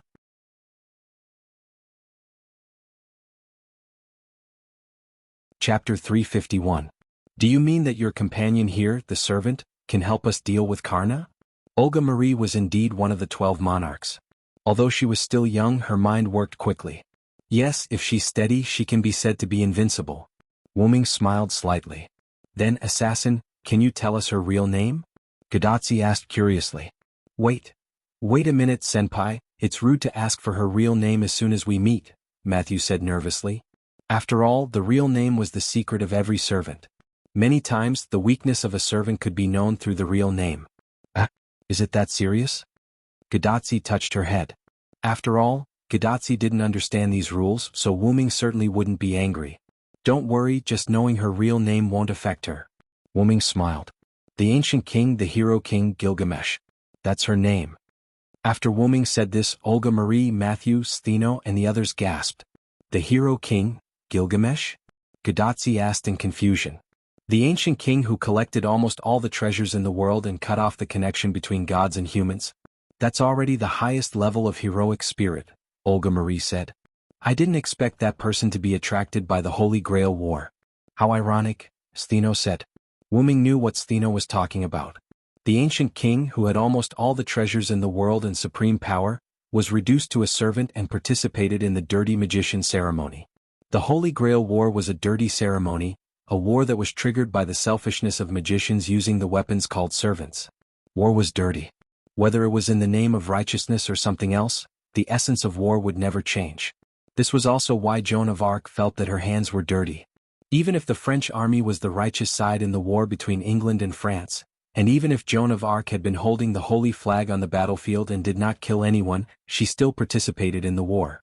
Because of her filth, she did not refuse the trial, did not argue for herself, and did not feel that it was unfair. She calmly accepted the burning at the stake. Wuming shook his head and stopped thinking about Joan of Arc. In short, the hero King Gilgamesh is definitely on our side. The direction is good. After Wuming finished speaking, everyone's heart sank. Although they hadn't seen that king, they were sure that he was very reliable. For now, let's stay here for one night. Let's not talk about Olga Marie. Tachika must be very tired. Gadotsi smiled embarrassedly when he heard himself being mentioned. I'm a little tired. Senpai, take good care of your body, Matthew said with concern. Haha, I know, Matthew. Gadotsi responded to Matthew and smiled happily. However, Wuming always felt that she was full of emotions. Wait a minute, why exclude me? I'm also very tired. Olga Marie said rather angrily. Well, you're my master. How can you be tired so quickly? Be strong. Wuming teased Olga Marie. Damn it. Assassin, you bastard. Olga Marie felt that her brain must be abnormal to sign a contract with this guy in front of her. Haha, Wuming laughed and disappeared in spirit form. I'll go out and investigate the situation first. As for food, there are ingredients in the kitchen refrigerator. You can make it yourself. You can also familiarize yourself with this house and choose a room for yourself. Well, that's it. After that, Wuming's aura completely disappeared. Then, forgive me for being rude, Stheno said and stood up. Huh? Is the goddess going somewhere? Gadotsi asked in confusion. Of course, to a room. The goddess needs to rest, Urieli replied and stood up with Stheno. Master needs to rest. With that, Anna picked up the quiet Sakura Madu and followed her two sisters. Thank you. When they passed by Gadotsi, Anna's voice came softly. This voice made Gadotsi laugh. What? Aren't you being quite frank? After the three Gorgon sisters left, Olga Marie spoke. Seriously, they're all so willful. Olga Marie complained as she sat on the sofa and angrily drank tea. I feel like the director and assassin are very compatible, Gadotsi suddenly said as she looked at the complaining Olga Marie. What do you mean? I don't want that guy to be compatible. Seriously? Olga Marie glanced at Gadotsi and said calmly. Olga Marie's anger had almost subsided. After all, she got used to being angry. I'll go see what ingredients we have in the fridge. Matthew stood up and bowed to the two before walking to the kitchen. What's wrong with Matthew? Gadotsi asked after Matthew left. You noticed it too? Olga Marie crossed her arms and looked in the direction Matthew left. Yeah, Matthew is giving people the feeling that he has something on his mind. Gadotsi finished and stood up. I'll go take a look. With that, Gadotsi left. Yeah. After all, you're Matthew's master, Olga Marie said calmly as she watched Gadotsi leave. Really, when will my servant care about me? Olga Marie couldn't help but think of the only servant who was willing to contract with her, and the only one who could contract with her.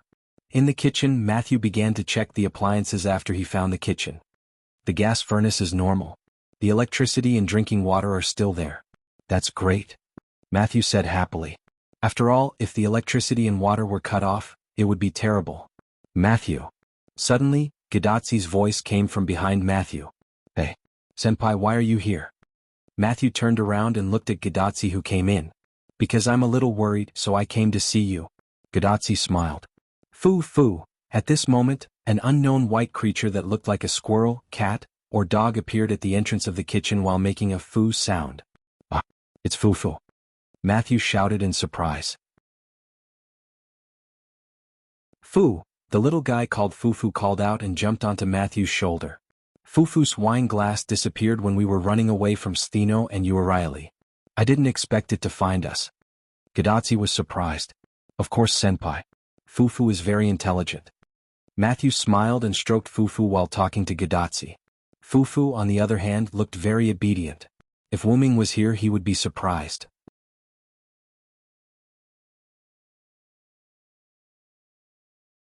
Chapter 352.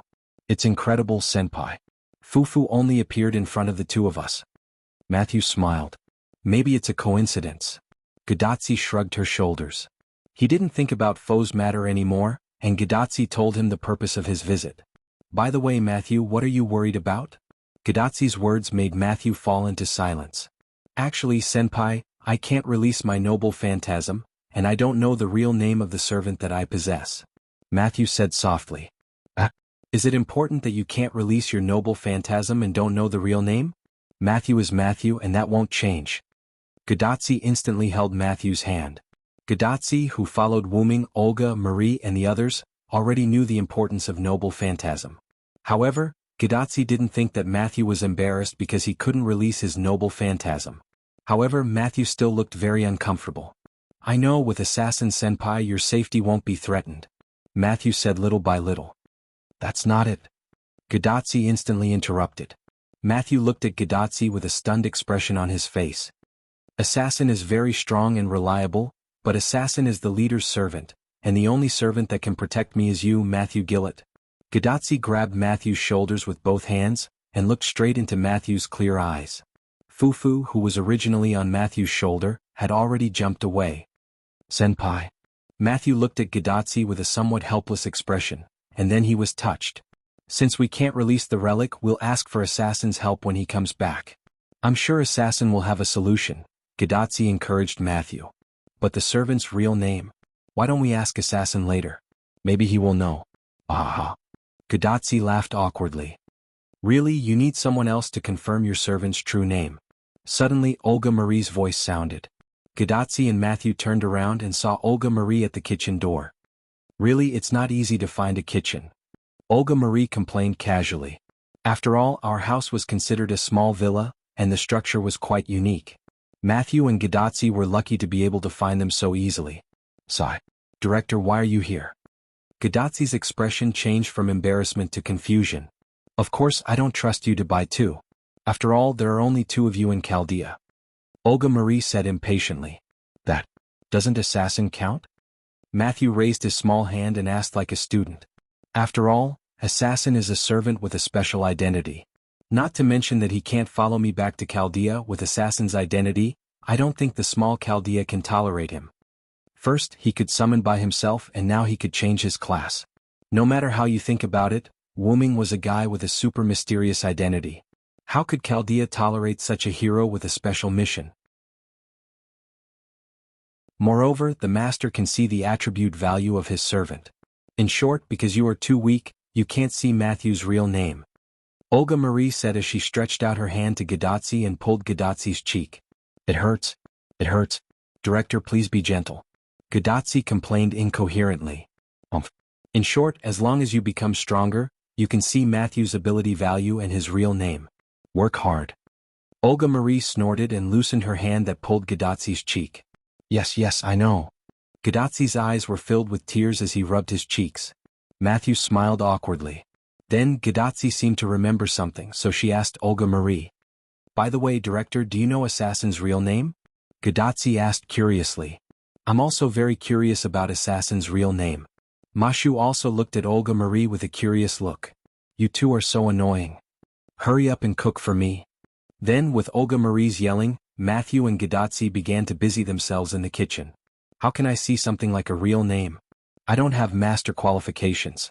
If he didn't have such a cheating method, I wouldn't be his master. Olga Marie said lightly while looking at Matthew and Gadatsi busy in the kitchen. And I'm also a fake master. After Matthew and Gadatsi made some simple dishes, Wuming came back. However, Wuming returned with a rather disheveled big blue dog. A big blue dog? Gadatsi said doubtfully. That's a servant, can't you see it? Olga Marie refuted Gadatsi's words. Really, a servant in front of you can't even detect it, and it's not even an assassin. Olga Marie couldn't help but think. Yon ladies, the big blue dog greeted Gadatsi and others frivolously. Bang! Wuming gave him an elbow hit in an instant. I'm injured. Listening to his complaints, Wuming glanced at him with disgust. You almost left, so behave yourself, Cuculin. That's right, the big blue dog was Cuculin who caught Fergus's noble phantasm neon sword. After Wuming finished, he threw Cuculin on the sofa. Haha, but I have to say hello when I see the ladies. Cuchulain was a little hurt, but he still looked frivolous. Cuchulain? Is that the hero of the Long March of the Bulls? Sure enough, he looks like a playboy. Olga Marie looked at Cuchulain's frivolous appearance and said awkwardly, "He's the caster I said would help us, but now it seems that this guy can't even protect himself." Wuming spread out his hands. "What happened?" Gadotsi asked. "This guy caught Fergus' noble phantasm. I didn't expect him to survive." Wuming held back his laughter and explained to everyone. "Fergus? He's Cuchulain's adoptive father and friend." Olga Marie was relieved. "The neon sword you mentioned, is it the magic sword that can cut off 3 mountains?" "Yes, that's the sword. The identity of the red saber has been confirmed. It's that old rogue," Wuming said with a slightly angry expression. "It seems that Assassin and Fergus must have experienced something. Gadotsi and others thought so." "Haha, it's just that Fergus flirted with Maeve. You still hold a grudge." Cuchulain suddenly laughed.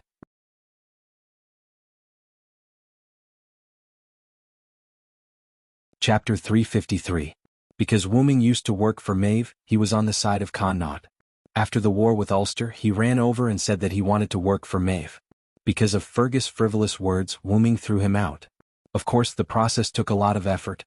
After all, Maeve was someone that Wuming recognized as his sister. Even if Maeve wanted to fall in love and get married, Wuming would never allow an old rogue like Fergus to come, not to mention that Maeve did not have such thoughts. Maeve, who was obsessed with Wuming, did not get married until she died. Instead, she played with men and let them die one by one under her pomegranate skirt. Moreover, they died before they could take advantage of her. Of course, Wuming also contributed to this. As a warrior who protected his sister's chastity, Wuming naturally shot those who wanted to use force. "You said that you didn't want to marry Maeve, and you didn't let her find another man. You even made our 2 countries go to war. I really don't know what you were thinking." Cuchulain complained about Wuming helplessly. "She was already throwing herself at you. Why didn't you want her? It's fine if you don't want her. Don't get in the way of others. Don't get us involved." Back then, for some reasons, Wuming had been protecting Maeve. But after all, Wuming was a traveler and had no plans to stay in any place. Then, in order to prevent Wuming from leaving, Maeve started the war between Connaught and Ulster. "I don't have a choice either." Wuming rubbed his forehead. Forget it. Let's not talk about this. It's all in the past anyway." Cuchulain, who hated Maeve, began to change the topic. "With the identity of an enemy established, they have an advantage in launching a general attack on us," Wuming said. "How did you escape?" Wuming asked Cuchulain. Cuchulain was not the kind of guy who would throw his life away even if he knew that he could not win. Come to think of it, it seemed to be true. Cough cough. Speaking of which, Fergus wouldn't say, "I'm going to use my noble phantasm," and so on to let Cuchulain escape. Fergus must have judged that Cuchulain could not escape, so he released his noble phantasm. Logically speaking, Cuchulain should have left. However, Cuchulain, who was covered in wounds, smiled. "Don't underestimate the Lune Rune, brother." Cuchulain smiled. Even so, Cuchulain was seriously injured. As the prototype of the holy sword, the demon sword, I was careless. Wuming smiled. The Lune Rune was something that the Norse main god, Odin, had sacrificed an eye in exchange for. How could it be weak? Wuming had never used the Lune Rune in battle, so he had neglected the power of the Lune Rune. "You are the first disciple of the Master. If the Master knew, you would be finished." Cuchulain laughed at Wuming. "You'd better behave yourself. Who knows when you'll disappear," Wuming said. He disappeared in an instant and appeared in front of Cuchulain. Once again he gave Cuchulain an elbow strike. "I said I was injured." Cuchulain rubbed his wound again and complained loudly. "So, do you need to make a contract with this master?" Wuming said, pointing to Gadotsi. After Cuchulain's explanation, his master disappeared in an instant, leaving nothing behind. Wuming guessed that the other black followers were the same. Although the black followers in Winterwood City had lost their master, because of the mutation of the Holy Grail, the black followers without a master could still ensure that they would not be sent back to the Hall of Valhalla through the connection of the Holy Grail. But Fergus's magic sword was not so easy to block, and Cuchulain barely survived by relying on the power of the Lune Rune. "Hey?" Gadotsi saw Wuming pointing at her, and she was a little overwhelmed. "That, if Mr. Cuchulain is willing," Gadotsi said shyly. Oh, it's a young master. Of course I am willing." Cuchulain was instantly excited when he saw that his master was a young girl. Boom. It was the sound of a huge object falling to the ground. Mr. Cuculin, please respect yourself. Matthew stood beside Gadotsi, slammed his huge shield to the ground, and then looked at Cuculin seriously. Fortunately, Matthew did not use too much strength or the floor would have to be changed again. Wuming thought. Yes, I am very honest. Cuculin said. Wait a minute. Olga Marie walked in front of Wuming and Cuculin. What's the matter with you two? Olga Marie roared. Olga Marie's understanding of Cuculin had been refreshing since he came in. After all, the conversation between Cuculin and Wuming was very clear. Your real identity is a warrior of Connaught, the silver dragon Sira, who is as famous as Cuculin. Olga Marie looked at Wuming's eyes. Sira? Gadotsi looked at Matthew in confusion. That, senior, it's like this. Matthew took Gadotsi's hand, quietly went to the side and told Gadotsi about Sira in history. Oh, senior brother, you haven't told them your real name yet. Cuculin, who was sitting on the side, said gloatingly. After all, I'm not Sira now, just a man-killer fiend. Wuming helplessly spread out his hands. Assassin. Jack, is your real name Jack the Ripper? After hearing Wuming's words, Olga Marie guessed Wuming's real name. Fog, London, black clothes and hat, being able to call himself Jack, a pair of female noble phantoms. Olga Marie judged our real name from all this information. Man-killer fiend? Are you kidding me? How could you be a man-killer fiend? Cuculin frowned and asked in confusion. Wuming's senior brother, a great hero, turned into a man-killer fiend, which really damaged his image. Well, this is for the vengeful spirits of those children. I replaced them and became Jack the Ripper. Wuming smiled indifferently. Replaced the vengeful spirits, became Jack the Ripper. Olga Marie carefully thought about Wuming's words, savoring the meaning. However, Cuculin didn't understand at once. So that's how it is, as expected of you. It seems that you have experienced a lot in the future. Through Wuming's words, Cuculin immediately guessed why his senior brother became assassin Jack the Ripper. It was nothing more than absorbing Jack the Ripper's spiritual base, freeing the vengeful spirits that were originally trapped, and becoming Jack the Ripper himself. Anyway, it doesn't matter. Then Wuming looked at Olga Marie. Sorry, master, at first I wanted to hide my real name, but later I realized that you might not like this identity, so I always wanted to hide it. What an idiot. Olga Marie said softly. Olga Marie raised her head and looked into Wuming's eyes. You listen to me. You're my follower. No matter what, I won't mind. Looking at Olga Marie's determined eyes, Wuming smiled. What, a frank Olga is not bad.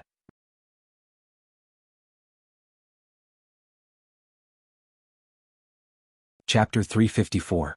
Then Wuming was scolded by the arrogant Olga Marie again. Wuming didn't care, after all, he was arrogant. Later, Cuculin and Gadotsi concluded a servant contract.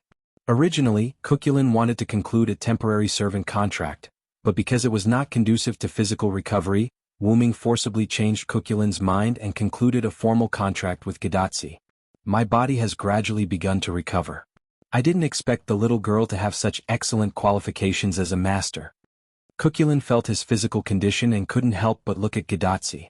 Of course, this was not a flirtatious look, but a surprise at Gadotsi's potential as a master. Don't underestimate Tachika, she has excellent master qualifications. Patting Cuculin on the shoulder, Wuming smiled. Olga Marie was a little jealous at this time. After all, her master contract with Wuming was a half-finished product that Wuming cheated. However, I still want to be my master. Wuming, who noticed Olga Marie's expression, continued. This made Olga Marie blush again, and Olga Marie glared at Wuming angrily. However, Olga Marie looked very much like an angry kitten. The food is getting cold, let's eat first. In order to avoid embarrassment, Matthew took the lead in changing the topic. Gadotsi and Matthew had already finished cooking and brought the food to the table. Now they could enjoy it directly. Suddenly, Gadotsi let out a loud cry. By the way, Mr. Assassin, there is one more thing I have to trouble you with. Although Cuculin's previous recklessness made everyone know Wuming's other identity, the Connaught Silver Dragon Wuming still asked everyone to call him Assassin or Jack. After all, he now came with this identity. Is there anything else, Tachika? Wuming asked gently, which made Gadotsi blush. After all, Wuming was really handsome in a black leather jacket and a black top hat. Can you tell Matthew's real name? Or her noble phantasm's real name is fine. Gadotsi knew that her request was a bit difficult, but she still put her hands together and begged Wuming. Tachika, didn't I say as long as you become stronger? What? Noble phantasm is an instinct. Olga Marie was about to say something, but Cuchulain instantly interrupted her. Marie suppressed her anger, she looked at Cuchulain's eyes and didn't say anything. Instinct? Mashu pondered over Cuchulain's words. Ah yes, it's instinct. Cuchulain spread out his hands. Servant and noble phantasm, these two exist together and are not separated from each other. If you haven't been able to release your noble phantasm, it's probably because your instinct hasn't been activated. With that, Cuchulain looked at Gadotsi, revealing a dangerous look, and at the same time, emitting a murderous aura. Gadotsi was a little puzzled, but Matthew and Olga Marie instantly understood what Cuchulain meant. Mashu quickly raised her shield and stood in front of Gudazi, while Olga Marie looked at Cuchulain with a scrutinizing look. Tachika is now your master, don't think about doing anything dangerous. After all, even if Cuchulain was someone Wuming knew, there was no guarantee that he wouldn't do something to hurt them. After all, Olga Marie was a magician, so it was normal for her to have such thoughts. Okay Cuchulain, don't tease them anymore, Wuming said. Well, I'm just livening up the atmosphere. Cuchulain smiled and waved his hand, dispelling the murderous aura. Then I'll leave the noble phantasm and the real name to you. I'm going to rest, brother. After saying goodbye to Wuming, Cuchulain's spiritual form disappeared. Wuming shook his head helplessly at Cuchulain's character. Don't mind him, he's just like that, Wuming said to Gadotsi and the others. Immediately, Matthew also put down his shield and retreated to Gadotsi's side. So, can you let Matthew use his noble phantasm?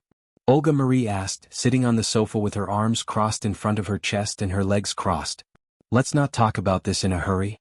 Let me ask you, Matthew, did the servant who lent you his power tell you his real name? Wuming looked at Matthew. No. Matthew was stunned, then shook his head. Really, what was the servant who gave you power thinking?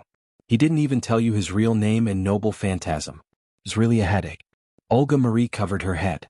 Generally speaking, a servant's noble phantasm was related to their own life experience. Matthew didn't know the real name of the noble phantasm, so it was normal that he didn't know what the servant was. Wuming smiled, then Wuming continued to ask. So, when you saw Berserker Lancelot, did you have any reaction? Although Matthew didn't understand Wuming's intention, he still thought about it.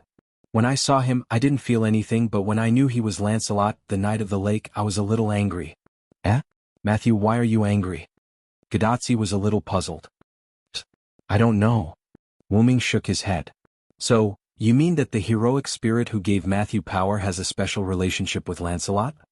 Olga Marie was a first-class magician, and she immediately guessed Wuming's intention. That's right. Wuming nodded. The reason why he asked Matthew this question was because Wuming knew the real name of the servant who gave Matthew power from the beginning. The most noble of the Knights of the Round Table, the Knight of the Holy Grail, Galahad, the Knight of the Holy Grail. That was the real name of the servant who gave Matthew power. For a long time, Matthew had addressed Wuming and Gadotsi as seniors, but he didn't use the term senior to address others. He addressed Gadotsi as a senior because the two of them formed a bond in Chaldea, and others addressed Wuming as senior by Matthew, meaning that Wuming was senior Wuming. But in fact, Galahad was the only one who addressed Wuming as senior back in Camelot.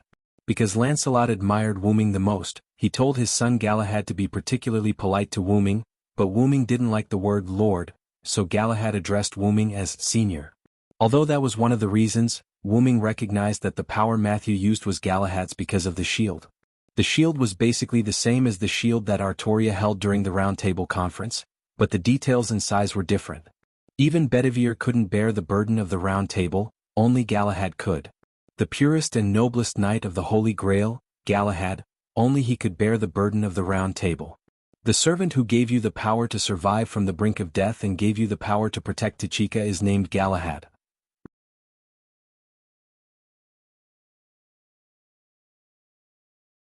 Chapter 355. Galahad. Matthew put one hand on his chest and whispered the name softly. Thank you, Assassin Senpai. Matthew bowed to Wuming happily to express his gratitude. You don't have to thank me, Matthew. Even without me you would have known Galahad's real name sooner or later.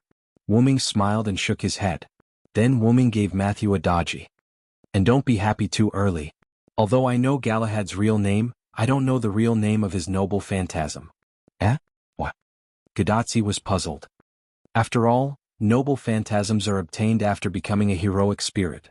Although there are many physical weapons and noble phantasms, most of them are obtained after becoming a heroic spirit.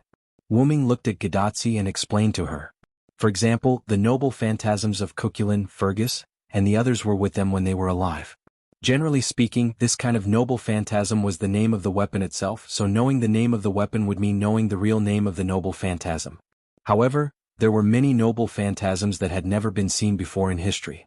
The most classic example was the treasured artifact that betrayed the witch Demetrius, Rule Breaker Talisman, Rule Breaker. It was the embodiment of the traitor witch's life, just like her entire life. The Rule Breaker Talisman was also full of betrayal. Although the noble phantasm itself was not as powerful as the knife, it had the ability to nullify all magic. It could completely nullify contracts based on magic or life forms born with magic. Needless to say, this kind of noble phantasm was much more powerful than the Gay Balg, which was a weapon with a physical body. Galahad's noble phantasm appeared after becoming a heroic spirit, so I don't know. Wu Ming finished his explanation. Aren't you special? How can you not see through the noble phantasm of a servant? Olga Marie looked at Wu Ming with some dissatisfaction. Then I'm really sorry. I don't know about this kind of relic that only exists after it has been upgraded. Wu Ming shrugged indifferently. That's a pity, Gadatsi said regretfully. Soke senpai. At least I already know that the servant who gave me power and my benefactor is Galahad. Matthew comforted Gadatsi with a smile on his face. Well, you're right. I've already completed half of it. When I become stronger in the future, I'll be able to find out about Galahad's noble phantasm. Gadatsi said excitedly. At this moment, Olga Marie looked at Wu Ming. You can't get Matthew to use the relic? Wu Ming smiled at Olga Marie's question. I didn't say that I couldn't let Matthew use the relic. I just didn't know the real name of the relic. Eh? But how can you use the relic without knowing its real name? Gadatsi was completely confused. She tilted her head and looked at Wu Ming with Matthew. Olga Marie, on the other hand, was frowning. Even she couldn't figure out how to use the relic without knowing its real name. Looking at the puzzled crowd, Wu Ming began to explain about the relic. After the death of various characters according to their life experience, they were upgraded and also obtained a trump card called the relic. The relic is the trump card of every hero, and to release this trump card, you need to call out the real name of the relic. This is indeed the case. Wu Ming finished, sat on the sofa and poured himself a cup of tea. Speaking of which, Gilgamesh's tea was not ordinary. It had been so long but the tea was still warm. Go on. Olga Marie said impatiently. Okay, don't worry. Wu Ming took a sip and put the teacup down. The so-called name of the relic is actually just a form. Cuculin also said that the relic is an instinct. Is there a limit to your instinct? If that's the case, it's not an instinct. Wu Ming spread out his hands. Now, for Matthew, what he lacks is not only the real name of the relic, but also the recognition of the relic. Only then can he unleash the power of this table, shield. Wu Ming almost said the table, but fortunately he changed his words in time. What did you say in the end? Gadatsi seemed to have heard something different, but she didn't hear it clearly. Ahem. Don't worry about the details. At present, we need to give Matthew's shield a real name. This time it will be easier to release it when needed. Wu Ming quickly changed the topic. Then how about Assassin give Matthew a real name for the relic? Gadatsi suggested. This shouldn't be done by me but by you guys from Chaldea. Wu Ming said, looking at Gadatsi, Matthew and Olga Marie. Is it up to us? Gadatsi thought, but she didn't have a clue. Naming something, Gadatsi inexplicably felt that the world was full of malice. Then, when Mashu releases her noble phantasm, how about shouting Lord Chaldea's? Olga Marie suddenly said from the side. Or, cults? Matthew carefully thought about the real name of the relic. Well, thank you, Director. Matthew sincerely looked at Olga Marie and thanked her. Olga Marie looked at Matthew's sincere smile and was a little stunned. Oh, it's nothing. Then Olga Marie said softly. Without a doubt, Olga Marie was proud again. Great, Matthew. Then you can release the relic. Gadatsi hugged Matthew and said happily. But don't be happy too early. At this moment, Wu Ming retorted. After all, if you can't be recognized by the relic and release the relic, then the so-called Lord Chaldea's is a joke. Wu Ming looked at Matthew and Gadatsi seriously. Assassin is right. If Matthew can't release the relic, then the real name I gave you will be wasted. You have to work hard. Olga Marie encouraged. Yes, I will work hard. Matthew nodded excitedly. You too, Tachika Fujimaru. As a master, your self-awareness is really bad. I will train you later. Olga Marie said to Gadotsi sternly.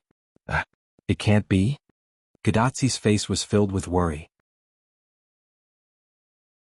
For this girl who was just an ordinary person not long ago, special training was like running a few kilometers in military training. Don't talk nonsense. Hurry up and eat. After eating we will train. Olga Marie pinched Gadotsi's cheek and urged. Senior, you have to work hard. Matthew cheered her on. Yes. Gadotsi said helplessly. Wu-Ming looked at Matthew's figure and couldn't help but think of the pure young man, Galahad. Maybe you didn't tell her your real name to train her. But with me here your idea may not work. Galahad, well, I will help you train her. Wu-Ming looked out of the window. Although the sky was dark, the future was full of hope.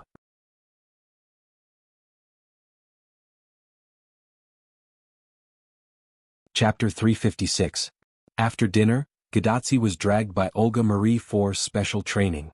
It was called special training, but in fact, it was Olga Marie telling Gadotsi about magicians, servants and masters.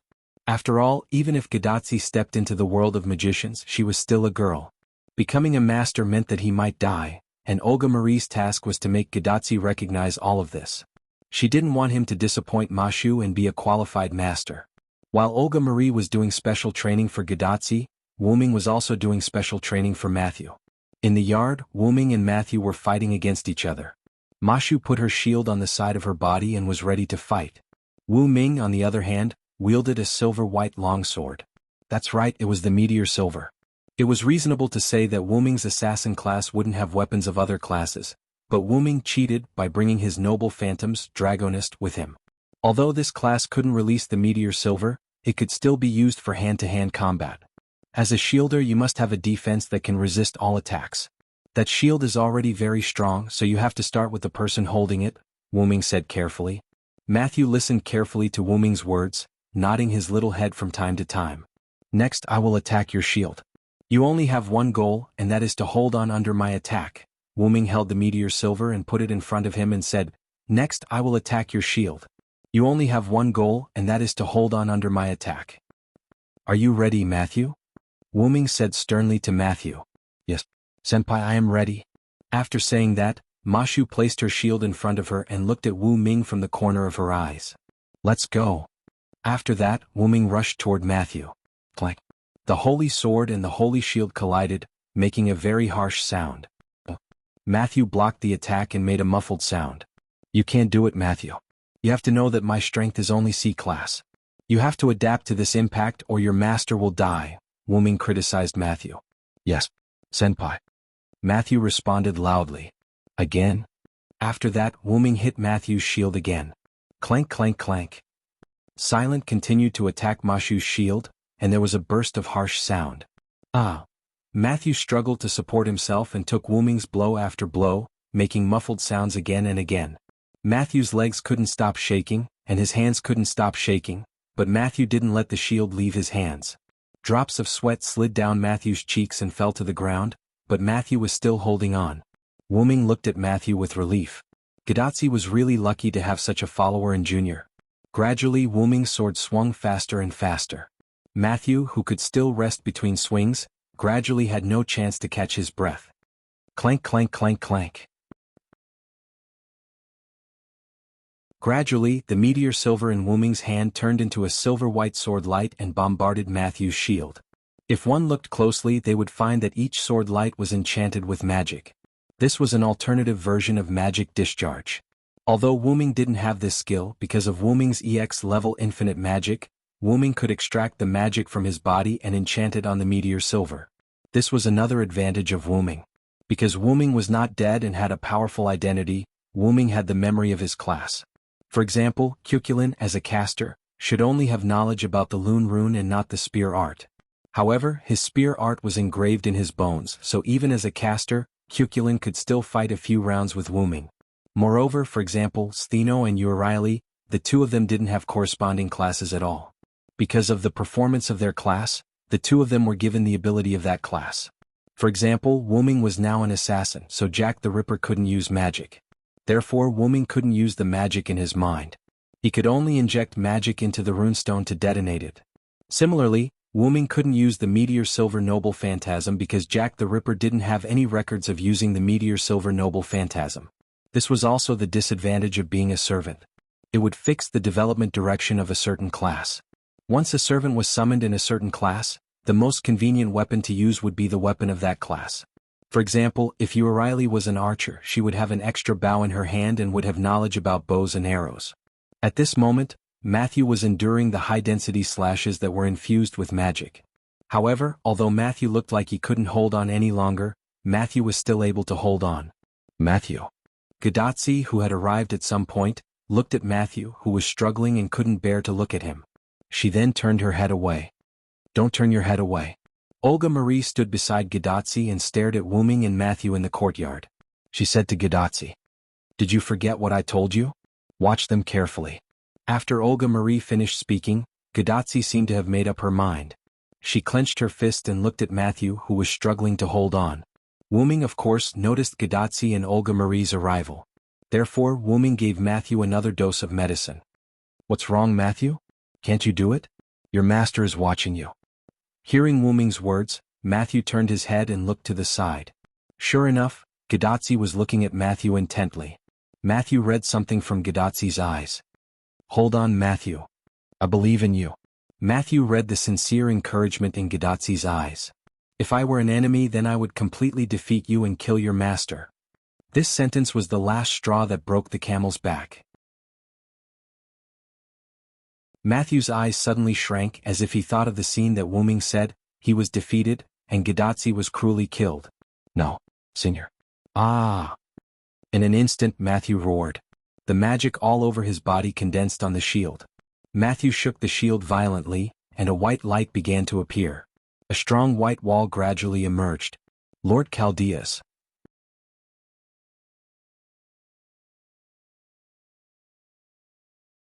Chapter 357. With the release of the Noble Phantasm, the chalk wall appeared in front of Matthew. Bang! Wu Ming attacked the chalk wall, but he was bounced back. Chi! The meteor silver was inserted into the ground, and Wu Ming stepped on the ground to maintain his balance. The meteor silver and Wu Ming's legs were pushed back by the huge force, leaving 3 deep marks on the ground. "I see. Is this Galahad's Noble Phantasm?" "No, it should be Matthew's Noble Phantasm, the pure land of Chaldea in your heart."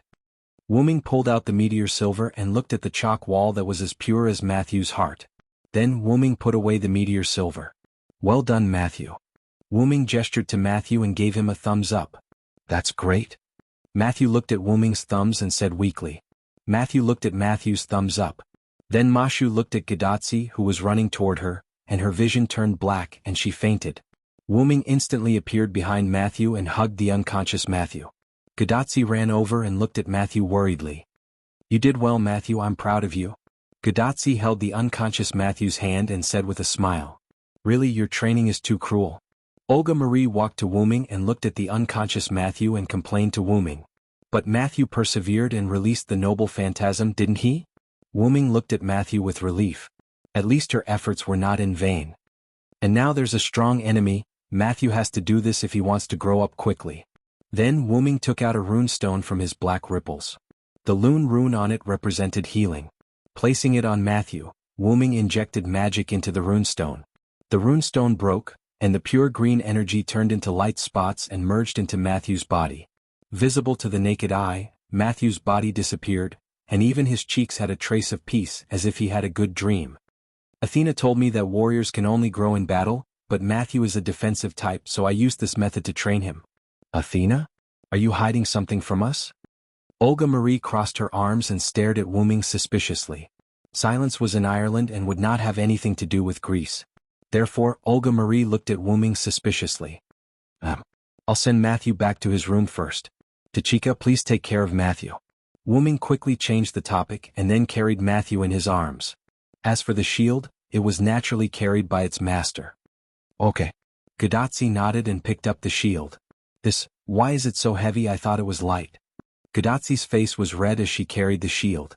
Usually Matthew could carry it easily, but she didn't expect the shield to be so heavy. Matthew is a servant. Even if he is a subservient, he is still a servant.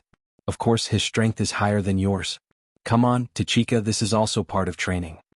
Wu Ming looked at Gadotsi with a smile and then left first. Wait a minute. Gadotsi carried the shield, struggled to follow Wu Ming and left. Really, both of them are so troublesome. Olga Marie rubbed her forehead. How many things is he hiding from me? Then Olga Marie began to think about Wu Ming's secrets. Exploring a man's secrets is the first step for a woman to fall. Suddenly, Cuchulain materialized. None of your business. Olga Marie proudly stared at Cuchulain. Although Cuchulain was rejected, he didn't get angry or retreat. Then, Cuchulain moved forward and stared at Olga Marie as if he saw something interesting. The talent of a magician is first class, but he doesn't have the talent to become a master. That's interesting. It's none of your business. Olga Marie angrily pushed away Olga Marie, who was staring at her. Cuchulain, who was pushed away, didn't get angry. He smiled casually and then began to talk about Wu Ming. By the way, my brother is really resourceful. He can even make a contract with someone who doesn't have the talent to become a master. Cuchulain waved his hand and said casually, "That." At this time, Olga Marie suddenly opened her mouth. Huh? Cuchulain looked at Olga Marie in confusion. Are you close to assassin? Olga Marie asked with a slightly red face. It was a little embarrassing for a proud person to put down her attitude and ask someone else. Cuchulain's eyes lit up. He had already guessed Olga Marie's thoughts. Not very close. After all, the first time we met was on the battlefield.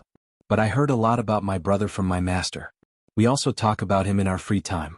After all, we are not mortal enemies. We fight all the time. If Wu Ming heard this, he would have hammered Cuchulain's head. If Cuchulain hadn't been serious, Wu Ming wouldn't have fought him to the death.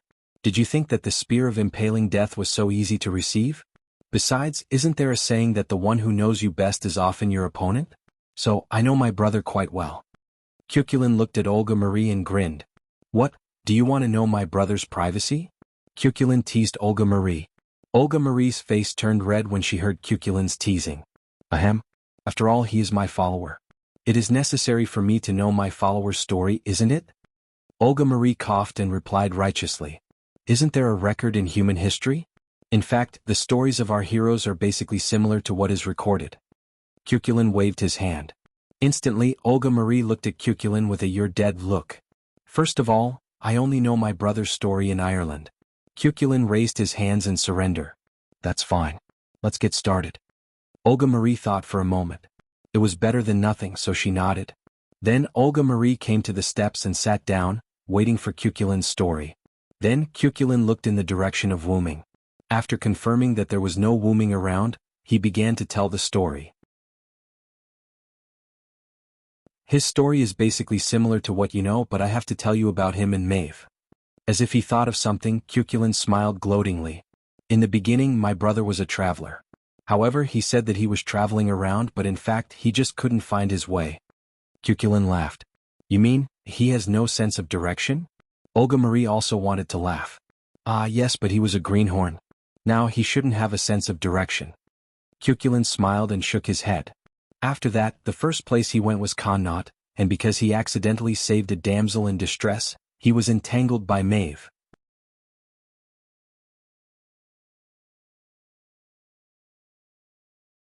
Chapter 358. In the end, Maeve's father intervened in the battle, and my brother took the opportunity to leave. After that, I never saw him again. Cuchulain, who had been leaning against the wall for a long time, stopped. The story was over. Maeve really didn't get married for assassin? Olga Marie found it hard to imagine that Maeve, who was called a slut, would keep her virginity for a man. Yes, after all, Maeve was captured by Wu Ming as soon as she left home. Therefore, although Maeve seemed to be dissolute in the days after that, as far as I know, she has been keeping her chastity. Cuchulain looked helpless. But even if senior brother were to follow Maeve, the war would still happen. There's no difference, Cuchulain said in an open-minded tone. After all, Maeve was called a person with a bad character by my master. Cuchulain waved his hand. Olga Marie, on the other hand, had a thoughtful look on her face as she held her chin with one hand. So that's how it is. Anyway, don't get too involved with my senior. At this time, Cuchulain's tone began to become serious. The iron rule of servants is that they can't interfere too much in this era. If the girl's heart is locked onto the servant, it won't be good for either of them. Cuchulain was saying that they shouldn't rely on Wu Ming too much. Once the Holy Grail War is over, Wu Ming will leave here, and whether he can be summoned again is still a question. If it's just a one-sided love, it's okay, but if both of them have a deep sense of dependence on each other, it's really bad for both of them. It's like a common love between a god and a mortal, and in the end it won't end well. Because not to mention the lifespan of the two, they're not on the same level. I'll think about it. After a moment of silence, Olga Marie answered. What a wonderful story just now. Suddenly Wu Ming's ghostly voice came from behind Cuculin. Ah. Cuculin let out a strange cry and quickly distanced himself from us. However, a hand pulled Cuculin's collar. Yo, senior, what a coincidence. Cuculin pretended to be fine. I didn't expect you to be able to tell stories. No wonder you're a caster, Cuculin. Wu Ming smiled and looked at Cuculin. It's okay. Cuculin smiled awkwardly. After all, no matter what, he was still talking about her behind her back, so it was a little awkward. Pay attention to the situation around you. Don't let the enemy servants take advantage of you. Wu Ming let go of Cuculin after saying that. Understood. Cuculin waved his hand at us and his spirit form disappeared. After Cuculin disappeared, Wu Ming looked at Olga Marie. At that moment Olga Marie had turned away, blushing. Didn't Cuculin say that it's not good to know too much about a man? Wu Ming didn't get angry but said in a calm tone. What can I do? You're always so mysterious.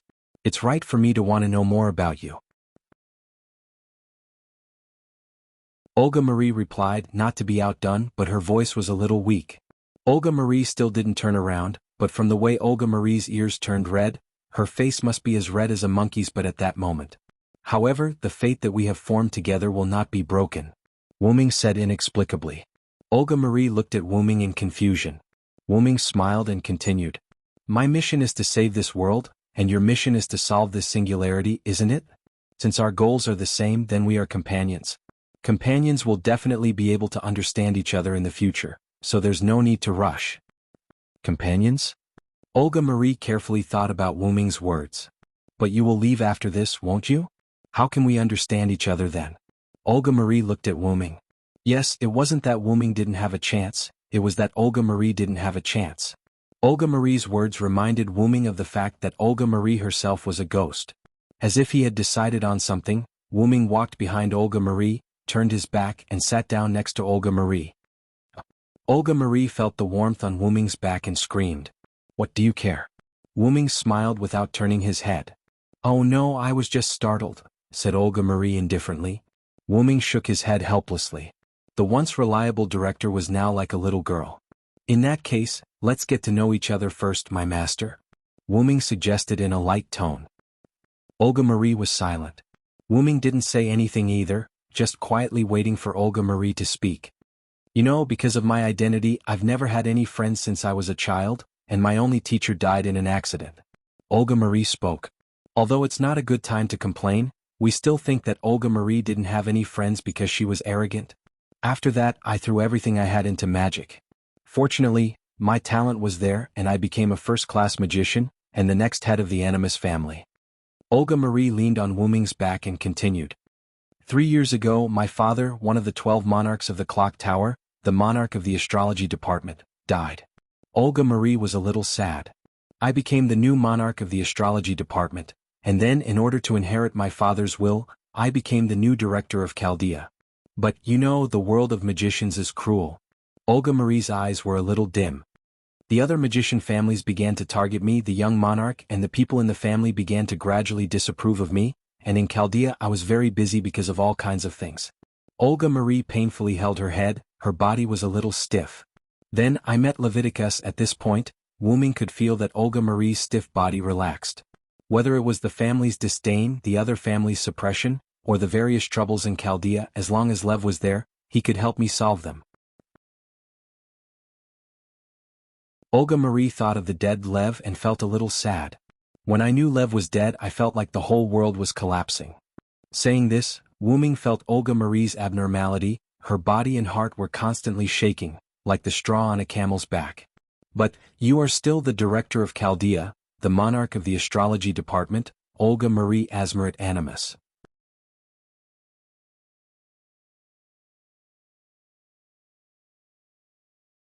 Chapter 359. You are one of the 12 sovereigns, the director of Chaldea. Although Lev is no longer here, you still have Tachika and Matthew, and they all care about you. Although Roman seems to be quite frivolous, I believe that he is still reliable. Wu Ming said without looking back.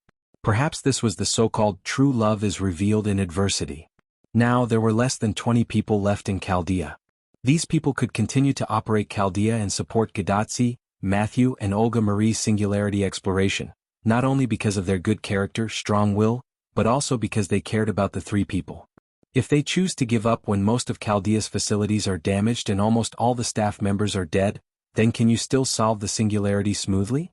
Wu Ming proposed. Let's not talk about other things first.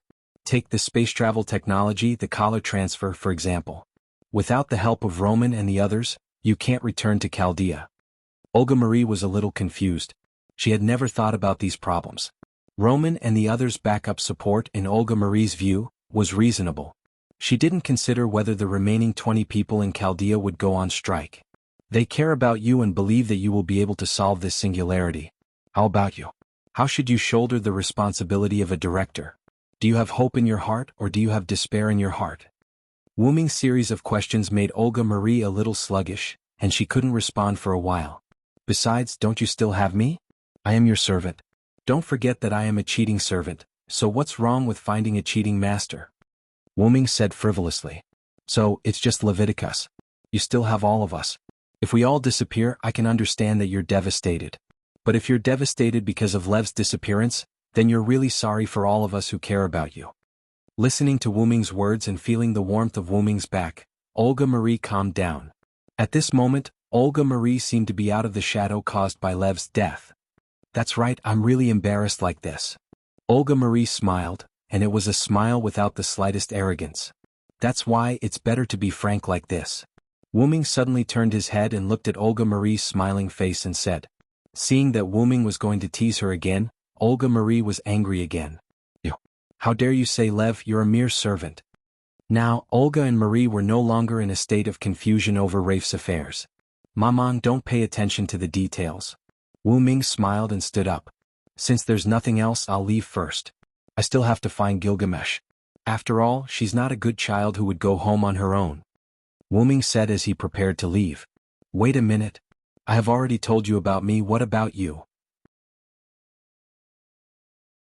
Olga Marie seriously stared at Wu Ming as if to say, don't even think about running away. What do you mean by telling you about yourself? In the end, I'm the one who comforted you, you arrogant master. Wu Ming teased Olga Marie, making Olga Marie furious again. Assassin? Anyway, we still have a long way to go, I'll leave it to you to slowly discover my things. That's it, see you later. Wu Ming smiled at Olga Marie. After saying that, Wu Ming's spirit body disappeared. Still have a long way to go. That's right. Olga Marie smiled and happily returned to the house. However, she didn't know that she was already dead. However, Wu Ming won't let this fact come true. The cheating servant has already thought of a way to let her cheating master live. The next morning, everyone in the villa was basically in a state of deep sleep.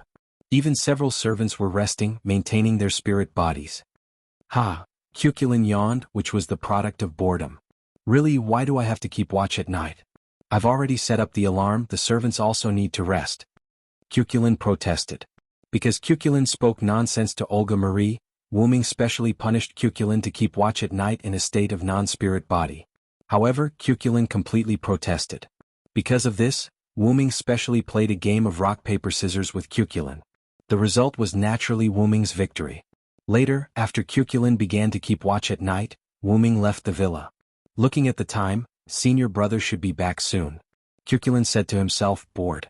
When Wu Ming went out, he said that regardless of whether he achieved his goal or not, Wu Ming would come back in the morning.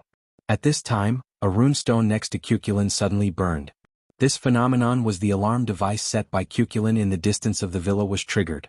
Wu Ming's return naturally wouldn't trigger the alarm trap, and it was basically impossible for there to be any living people in this city, so the person who triggered the trap could only be one person. A servant. Cuculin frowned.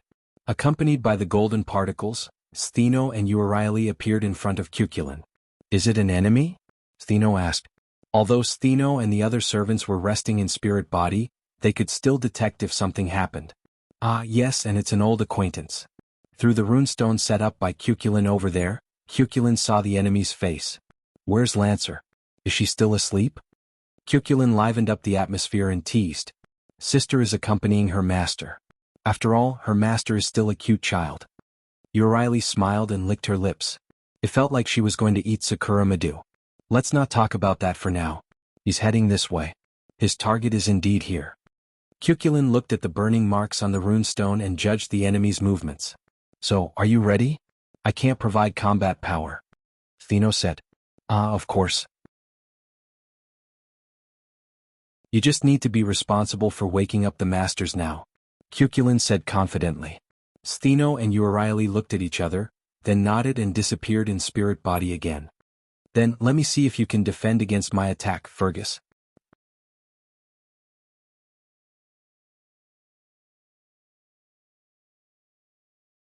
Chapter 360.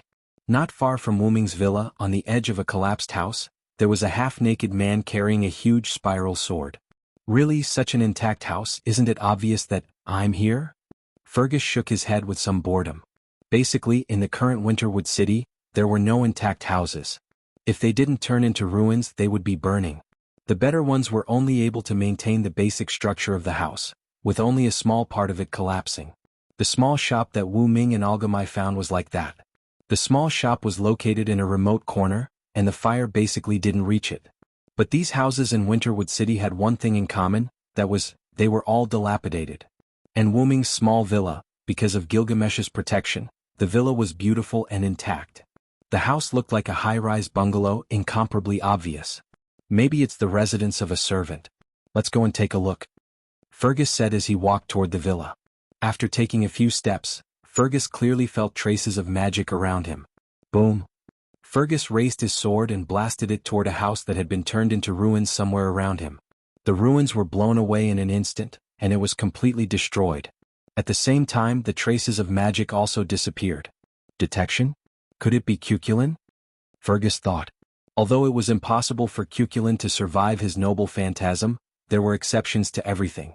As Cuculin's adoptive father and friend, Fergus naturally wouldn't underestimate Cuculin. Cuculin did have the ability to survive this magic sword. This is my negligence. If it's Cuculin, he can indeed survive. Fergus showed a man's smile. Since that's the case, then let's fight again. Fergus sped up as he spoke. However, Fergus didn't notice that the rune of Rune had already started to burn on the path he had to pass through. Cuculin, who was far away in the villa's courtyard, closed his eyes and felt the arrival of Fergus, then smiled. I'm a caster, Fergus. After that, Cuculin moved his finger. Boom. Around Fergus' position, intense flames erupted and rushed into the sky. The sound of the explosion resounded through the clouds. What? Is the enemy servant attacking us? Gadotzi's bracelet shouted in panic as he rushed over. Calm down, Doctor. The enemy is not coming, Matthew said calmly. Is that so? It's never wrong to be a little more careful. Roman laughed awkwardly as he tried to salvage the situation. However, this only made things even more awkward. BZZT BZZT BZZT. Then Roman's image appeared beside Gadotzi. Is this Cuculin, the son of Light of Ireland? Roman asked as he looked at Cuculin, whose eyes were closed. Regarding the current situation as well as various information, Mashu had already reported to Chaldea, so Roman also knew about Cuculin. What's with the sound of a soft-footed shrimp? Cuculin opened his eyes and looked at Roman. Soft-footed prawn. Roman turned around in disappointment, looking like he couldn't take it anymore. Pull yourself together, Roman. Romeo. Olga Marie scolded Roman. Wow. Doctor, you have to be strong. Gadotzi comforted Roman somewhat weakly. Then Gadotzi looked at the explosion in the distance that had almost stopped. Is that your noble phantasm, Cuculin? It's really spectacular. Matthew thought for a moment and denied Gadotzi's words. It shouldn't be, Senpai. For a noble phantasm, its power is a bit too weak. Although Matthew's noble phantasm was also very weak, in Matthew's opinion, the noble phantasm of the Son of Light of Ireland should not be like his own. Matthew is right. This is just a magic explosion caused by me using the magic workshop to connect to the ley lines. It's not a noble phantasm. Cuculin nodded and confirmed Matthew's conclusion. When Cuculin came to the villa, Wu Ming asked Cuculin to build a magic workshop around the area. Once a magician built a magic workshop, he was no longer a candidate for the weakest servant, but a candidate for the strongest servant. So that means... At this time Roman had recovered. He turned around and looked at everyone seriously. The enemy hasn't left yet, Olga Marie said calmly, crossing her arms over her chest. That's right, the enemy servant did not leave. With that, Cuchulain closed his eyes again and slammed his staff on the ground. The enemy is the warrior of the Red Branch Knights, Fergus MacRoy. Be prepared for the enemy's attack. Fergus MacRoy, the magic sword user? Is really a headache. Olga Marie frowned. Now that assassin has not come back, and the two goddesses can't fight. At present, we only have caster Cuchulain, lancer Anna, and shielder Matthew. The enemy is Fergus, the magic sword user, which is very unfavorable for us. Listening to Olga Marie's analysis, Matthew, Gadotsi, and Roman on the screen all looked at Olga Marie strangely. Feels like, leader, the enemy is different from before. Gadotsi said slowly. Well, it seems to be more confident and more majestic. Matthew also nodded, indicating that he agreed with Gadotsi's statement. Hey, leader, what happened to you? Roman asked directly. No. You will be the temporary administrator of Chaldea for me. Don't ask so much. Then Roman was scolded by Olga Marie. Poor doctor. Gadotsi and Matthew looked sympathetically at Roman, who had a, I was wrong, please forgive me look. Matthew, protect Tachika. Roman, you assist Cuchulain to detect the surrounding magical situation. I'll go find Anna. Olga Marie ordered. Yes, leader. At this time Anna's voice came. No, I'm already here. A soft and delicate voice came from behind everyone. Anna was wearing a large hooded cloak and holding a scythe. Miss Anna, where is Miss Sakura Madu? Matthew asked with concern. I asked my sisters to take care of her. Anna answered concisely. That's right, they can only take care of the little girl since they can't fight. Olga Marie nodded. After all, the two of them were the enemy's servants. If they were suddenly controlled by the command curse, it would be troublesome. Therefore, the restraint of the heavenly lock was still necessary. Detected a high-density magical reaction in front of us. Speculated to be a noble artifact. Roman's voice suddenly came. What? Everyone didn't expect the opponent to use a noble artifact as soon as he came, and the opponent's movement speed was too fast. Haha. Take this move of mine. Cuchulain. Khalid Balg.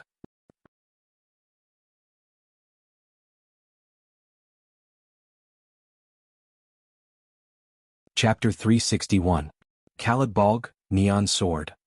A rainbow-colored beam of light came from a short distance away. Everything that was shrouded by the rainbow-colored beam of light turned into ashes. Like a surging wave, the rainbow-colored beam of light rushed towards them and soon arrived in front of Cuchulain and the others. Matthew. Gadotsi shouted quickly. Yes. Clang. Matthew stuck his 2-meter-tall shield into the ground. Lord Chaldeus, simulating the beginning of humanity. Hum. The air seemed to vibrate and made a buzzing sound. White lines appeared and formed the shape of a brick. Then the brick appeared and became solid. A holy chalk wall appeared in front of everyone. Boom. The rainbow-colored beam of light hit the chalk wall and made a loud noise. Ugh. Matthew struggled to support his shield, and the tall chalk wall was faintly falling. Fergus's noble phantasm was an A++ grade noble phantasm. Matthew had just been able to release his noble phantasm yesterday, so it was still a little difficult for him to fight against the neon sword. At this moment, Cuchulain waved his staff. At this moment, countless lune runes appeared around the villa, including the ground inside the villa. Countless lune runes turned into pure magic and attached to the chalk wall in front of Matthew. The chalk wall became unusually strong and resisted Fergus's noble phantasm, the neon sword. Soon, the rainbow-colored beam of light disappeared, and Matthew successfully resisted the neon sword. These runes of runes that I set up just in case have come in handy. Cuchulain grinned. Thank you very much, Mr. Cuchulain. Matthew took a short break. Soha held his shield and thanked Cuchulain. Don't be in a hurry to thank me. The enemy is coming. Cuchulain's expression became serious. Oh, this is the warrior who resisted my noble phantasm. I didn't expect it to be a delicate girl. A hearty voice came from where Cuchulain was looking. Matthew and the others began to get ready. A burly man walked over. The 3 deep scratches on his chest were quite conspicuous. Although it was within my expectations that the relic would be blocked, I didn't expect it to be such a beautiful girl. Fergus said heartily as he looked at Matthew with praise. However, Matthew felt that Fergus's eyes were full of aggression. Although I expected you to find this place, your speed is beyond my expectations. Cuchulain said to Fergus. Well, we have a good caster on our side. His brain is more flexible than yours. Fergus laughed. Cuchulain and Olga Marie secretly noted this down. This was another piece of valuable information. Then let's end the feeling. This way I can rest. This trip to the modern world was really boring. Fergus raised his magic sword once again.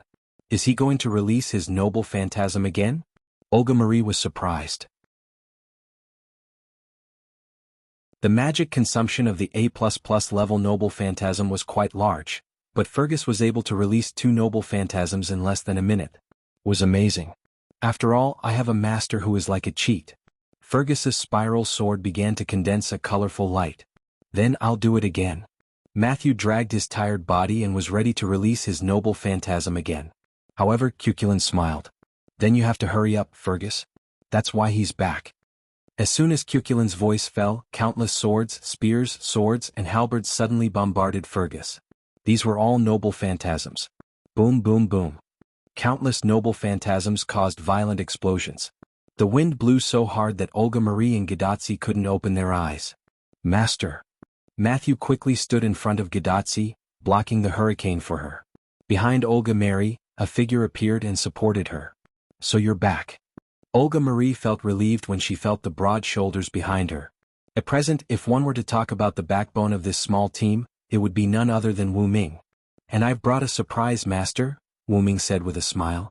Countless noble phantasms stopped shooting, and the explosions also stopped. Wu Ming waved his hand and a wind attribute Lune Rune stone appeared, blowing away all the smoke and dust caused by the explosions, revealing Fergus, who was in the center of the explosion. Even if it was Fergus, under the noble phantasm's attack, his neon sword's noble phantasm would have been interrupted. Fergus was also injured by the noble phantasm in the explosion. Fergus knelt on the ground with one knee, supporting himself with his magic sword. Oh, I see. You guys found her. Fergus seemed to know who made the noble phantasm attack just now and said with a clear conscience. Mongrel, bastard. Last time you escaped. This time this king won't be careless. Gilgamesh's figure appeared on the broken street lamp. Gilgamesh, who had left the villa alone, was finally found by Wu Ming. Gilgamesh was wearing a rather revealing golden armor.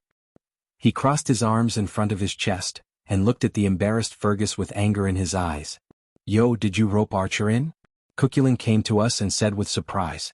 As the existence who set up the magic workshop, Cuchulain said that when Fergus released the first neon sword, he noticed that Gilgamesh, Wu Ming, was approaching. Thus, Cuchulain didn't rush to deal with Fergus. Instead, he chatted with him to pass the time. However, Wu Ming shook his head. Archer is one of my people. There's no need to talk about roping him in. When he said this, not only Cuchulain but also Olga Marie were surprised. Listening to Wu Ming's words, it didn't seem like a simple alliance. Olga Marie thought carefully. Well, it's fine as long as he's one of us. Cuchulain waved his hand and didn't ask anything. After all, it was useless to know that Gilgamesh was one of them. Olga Marie looked at Gilgamesh and Wu Ming with a guessing gaze. Let Fergus leave, Gil. Then Wu Ming said to Gilgamesh. Annoying, of course I know. Gilgamesh refuted Wu Ming and then stretched out his hand. A few golden ripples appeared around Fergus, and a few silver chains instantly tied up Fergus, who was injured and didn't manage to dodge. It seems that I'll have to stop here. Although Gilgamesh's Enkidu only had a special attack on enemies with divinity, for a servant like Fergus with high strength, he could still break free. However, Gilgamesh used Enkidu's Enkidu to deal with Fergus, and only needed a moment to bind him. Poochie.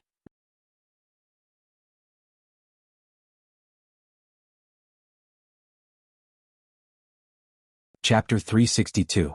A few high-level relics appeared from the golden ripples and pierced through Fergus, who was bound by Enkidu. Fergus's body began to glow. It was a sign that the hero spirit was about to leave the stage. Well, I don't expect to be able to escape a second time after meeting you. Although Fergus was about to leave, he still smiled calmly. This is the price you have to pay for daring to recklessly size up this prince. As he spoke, Gilgamesh moved his arm again. Golden ripples appeared and a high-level relic appeared, cutting Fergus in half. In an instant, Fergus' corpse turned into blue mana particles and disappeared with the wind. At this point, Red Saber Fergus McRoy exited. Then Gilgamesh looked at Gadazi and the rest who were next to Wu Ming. Is this your new partner? Yunryong, you're so useless. Gilgamesh looked at Gadotsi and the rest and laughed. Olga Marie looked at Wuming in surprise. It was a different way of addressing him. Although you're weak, your courage to look directly at this king is commendable. Gilgamesh stopped laughing and praised Gadotsi and the rest. Alright, get ready. We're going to Winterwood City's Big Hollow, Wuming said. Soon, the courtyard of the villa was cleared. As Fergus's neon sword covered a large area, part of the villa was destroyed. The courtyard was filled with broken stones. After all, Matthew had just been able to release his relic not long ago. He could not completely protect the villa. His relic could only protect Gadotsi and the rest. Therefore, the villa including the roof was basically destroyed. In the courtyard, Gilgamesh sat on his exclusive seat. He closed his eyes and crossed his arms as he waited. Gadotsi and the rest looked serious. They looked at Wuming and waited for Wuming to speak. Roman turned on the remote screen, which was rare. The screen appeared next to Gadotsi. However, when Roman appeared, Gilgamesh looked at Roman differently. Stheno and Urieli brought Sakura Madu out of the room. As soon as Tong Ying came out, she ran into Anna's arms and hugged him tightly. It seemed like the neon sword had scared the little girl. Now there are only 4 enemies left, Wuming said. Apart from King Arthur, the Black Saber, we've also confirmed the identities of the Red Rider and Red Lancer. The Red Rider is the king of the Kingdom of Macedon. He's known as the Conquering King and Alexander the Great. His name is Iskandar Alexander. That king, huh? Roman pondered. Gilgamesh, on the other hand, snorted in displeasure. This gave Roman a fright. To Gilgamesh there was only one king in the world, and that was his hero king, Gilgamesh. Ignoring Gilgamesh's snort, Wuming continued. The identity of the Red Lancer has also been confirmed. He's the great hero of India, Karna. This statement caused everyone to exclaim in surprise. Although they were prepared for this, they still found it hard to believe. After all, Karna was too powerful. But you can rest assured that with Gil here, you can rest assured. Wuming comforted everyone. As if responding to Wuming's words, Gilgamesh opened his eyes and glanced at everyone with his red pupils. That great hero will be handed over to this king. Just watch. Gilgamesh said domineeringly. He's really reliable, ah. Gadotsi laughed. The identity of the Red Caster is still unknown. He was too cautious and did not reveal his real name. Not to mention the noble phantasm, he basically did not reveal anything. He has been following the Red Rider like an ordinary person. Wuming frowned. Well, I'll deal with the caster first. Gil will deal with Karna. Anna and Cuchulain will deal with the Conquering King. Wuming began to assign tasks. Understood. Cuchulain replied, and Anna just nodded. This king can easily deal with Karna. Gilgamesh said proudly. You have the capital to be proud, but I don't want to clean up the mess for you in the end. Wuming said flatly. This king knows. Although he was still proud, he was frank this time. Then Wuming looked at Cuchulain and Anna. Iskandar is a high-level heroic spirit. You have to be careful. Don't worry, if we can, we will make him leave. If we can't, we will just hold him back. Cuchulain said with a smile. Wuming saw that Anna did not move and Cuchulain smiled and nodded helplessly. I hope it will go well. Wuming always felt that Iskandar was not so easy to deal with. The other party was a king with the title of Conquering King. But, Master Assassin, what about us? At this time, Matthew raised his small hand and asked like a good student. Gadotsi also looked at Wuming playfully. Assassin, you didn't forget about us, did you? How could that be? I gave you the most important task. Wuming said with a smile. Could it be? Olga Marie had almost guessed it, the only enemy that no one dealt with. Black Saber, King Arthur, that is your opponent. As if following Olga Marie's words, Wuming directly revealed the mystery. Hey hey hey. Matthew and Gadotsi shouted. They never thought that the one they had to deal with was the ultimate boss, King Arthur. Have confidence in yourself, Matthew, Tachika. Wuming advised the two. You have this shield of reason. It's just a holy sword, you can definitely defend against it. But, Matthew was still a little worried. No matter what, sending an immature follower was too rash. When he thought of the power he used was the power of King Arthur's knight, Galahad, Matthew was a little worried. Using the power of a subordinate to fight against a loyal superior, Matthew inevitably felt a little uncomfortable. I remember that there is a story that compares who is stronger between a shield and a spear. Then this time, let's compare who is stronger between a holy sword and a holy shield. Wuming walked to Matthew's side and patted Matthew's little head. This attracted the attention of Olga Marie and Gilgamesh. Li Xiang is here too. Don't be discouraged just because the enemy is King Arthur. You have to protect your master. Matthew looked at Gadotsi, then looked at Wuming and nodded confidently. Yes, I understand, Senpai. Then I will follow Matthew and Tachika, Olga Marie suddenly said. You don't need my help, do you? Olga Marie looked at Wuming. Of course, as your follower, I am very strong. Wuming nodded. It was a wise choice to let Olga Marie follow Matthew and Gadotsi. The reliable Olga Marie could take care of the nervous too. Gilgamesh looked at Olga Marie critically, then shook his head disinterestedly and said nothing. Stheno and Urieli, you two will be responsible for protecting Sakura Madu. Even if most of your power is sealed by Enkidu, you can still protect the little girl. Wuming looked at Stheno and Urieli. Of course. Leave it to me. The two answered affirmatively. Then Wuming glanced at everyone. In short, the enemy may gather in the big hole in Winterwood City based on our movements. What we need to do is to defeat them, repair the singularity, and save the world. Everyone do your best. Oh.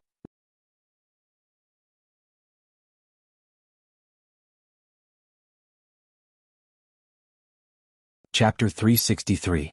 Everyone began to move towards the Yuanzhong mountain. However, civilians should just walk on the ground. Gilgamesh said proudly and took out Vimona from his gate of Babylon. Accompanied by a loud roar, Gilgamesh left angrily. Why would he be angry? So Gilgamesh invited Wuming to go to Vimona together, but Wuming refused. So Gilgamesh left angrily. You really dare? Hero King's eyes are burning with fire. Cuculin said beside Wuming.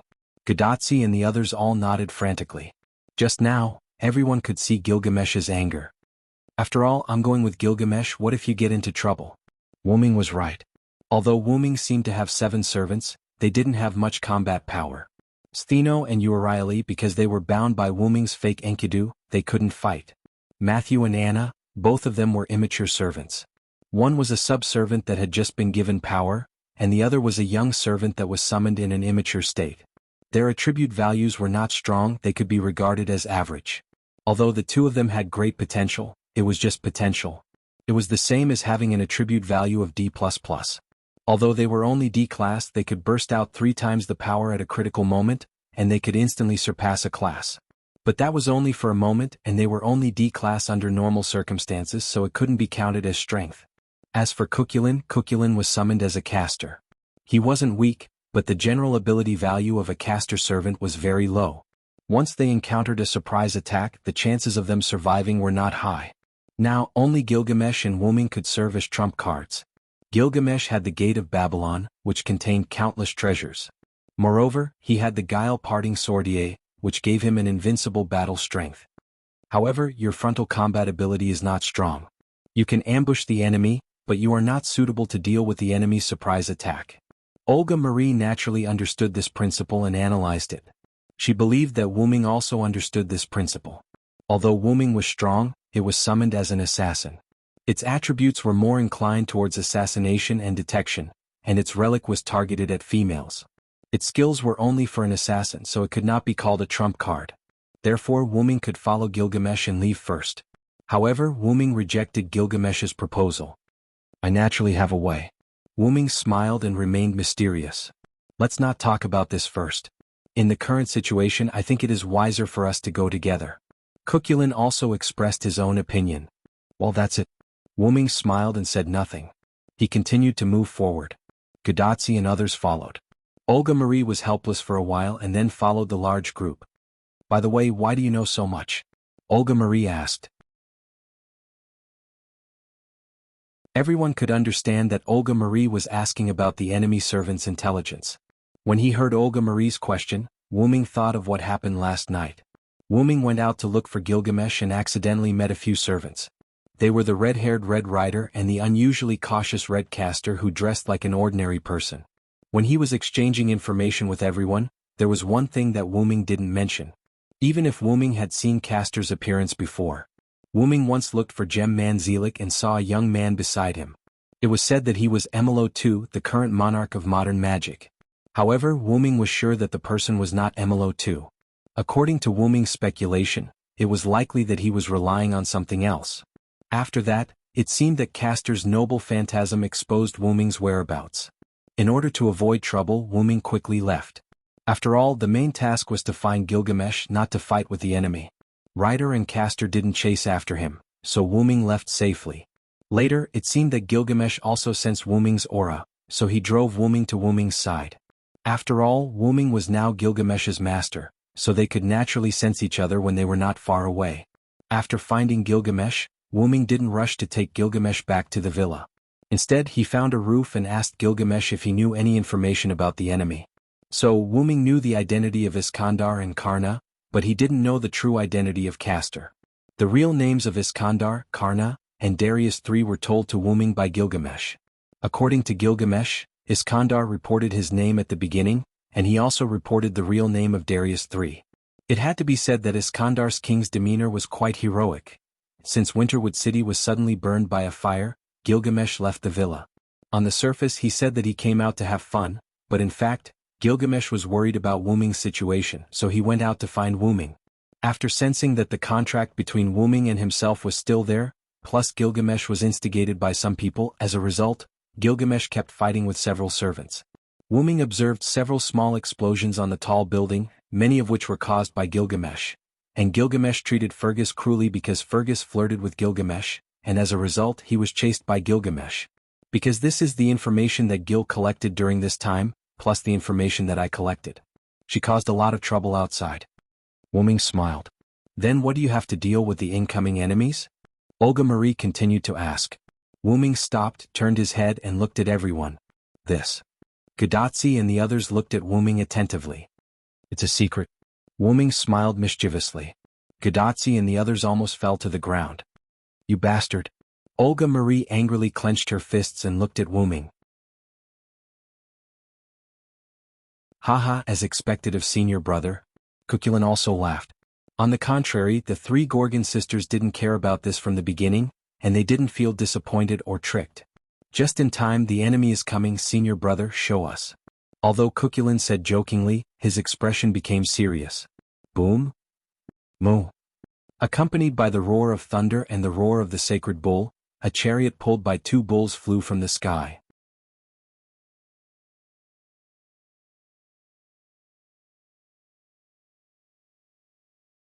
Chapter 364.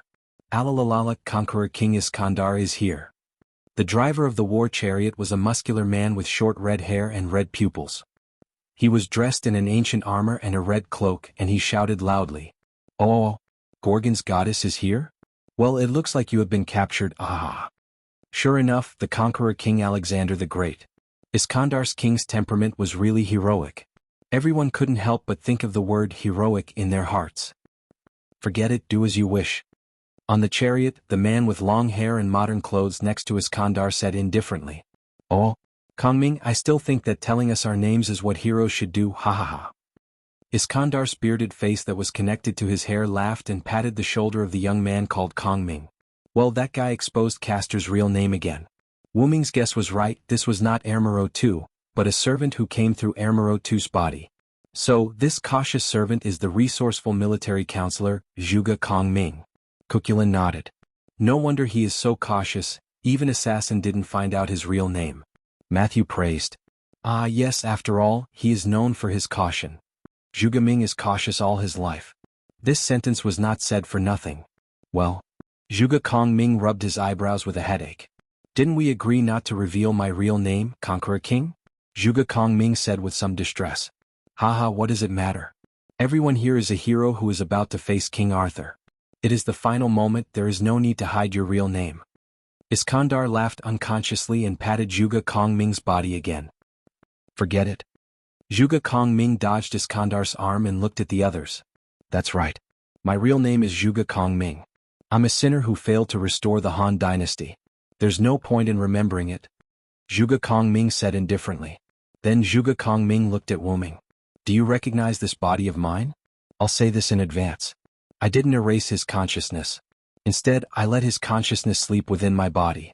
After all, there's a huge problem with this Holy Grail war, Zhuge Kongming explained. Generally speaking, the servant who descended through dependence had the ability to erase the consciousness of the body. However, Zhuge Kongming didn't do that. Instead, he chose to put his body's consciousness to sleep and act on his behalf. This was similar to Matthew. Matthew's power was Galahad's departure, leaving the power for Matthew to use. On the other hand, Zhuge Kongming put the consciousness of the human body to sleep and let him, an outsider, take over. In addition, the servant who descended through dependence could also choose to integrate with the consciousness of the body. There were very few servants who would choose to erase the consciousness of the human body. Basically, if they weren't evil people, they wouldn't choose to erase the consciousness of the human body.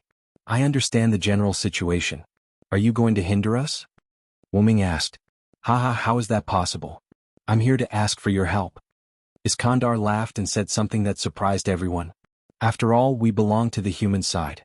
The guy who summoned us is obviously standing on the opposite side of the human. Zhuge Kongming explained. Zhuge Kongming said, and Iskandar stopped his chariot on the ground. Let's not talk about helping us first. Isn't your master that man? Wuming asked as he looked at the two chariots that landed on the ground. Yes, you're right.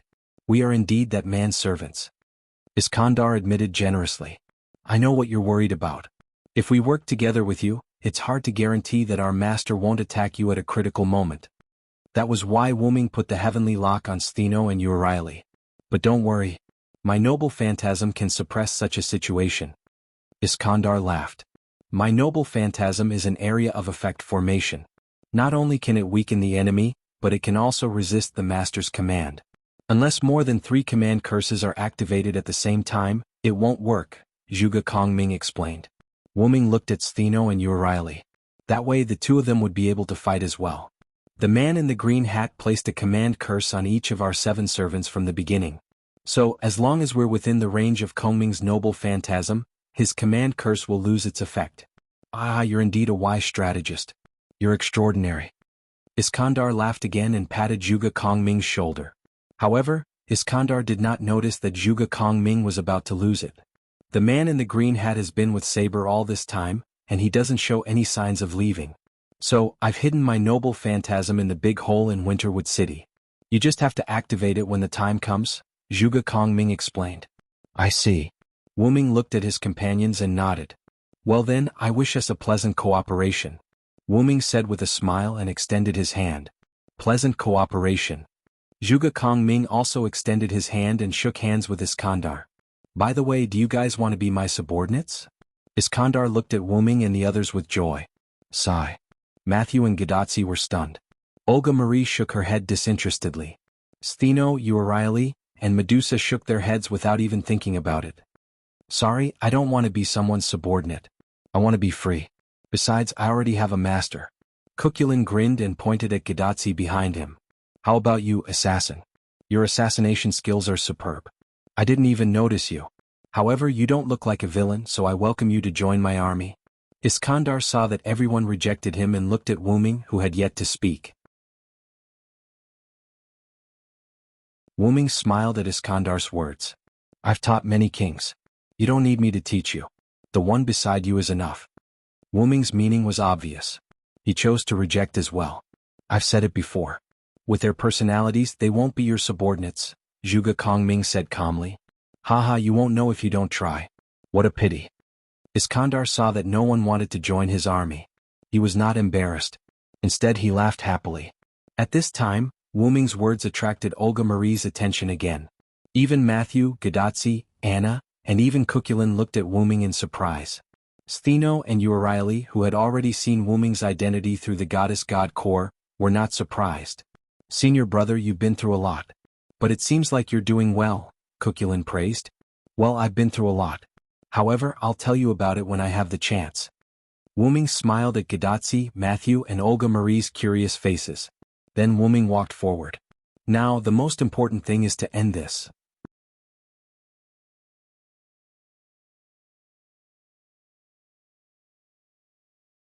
Chapter 365. With the addition of Iskandar and Zhuge Kongming, the pressure on Wuming and the rest was significantly reduced. Now the only enemies left were Artoria, Karna, and Leviticus.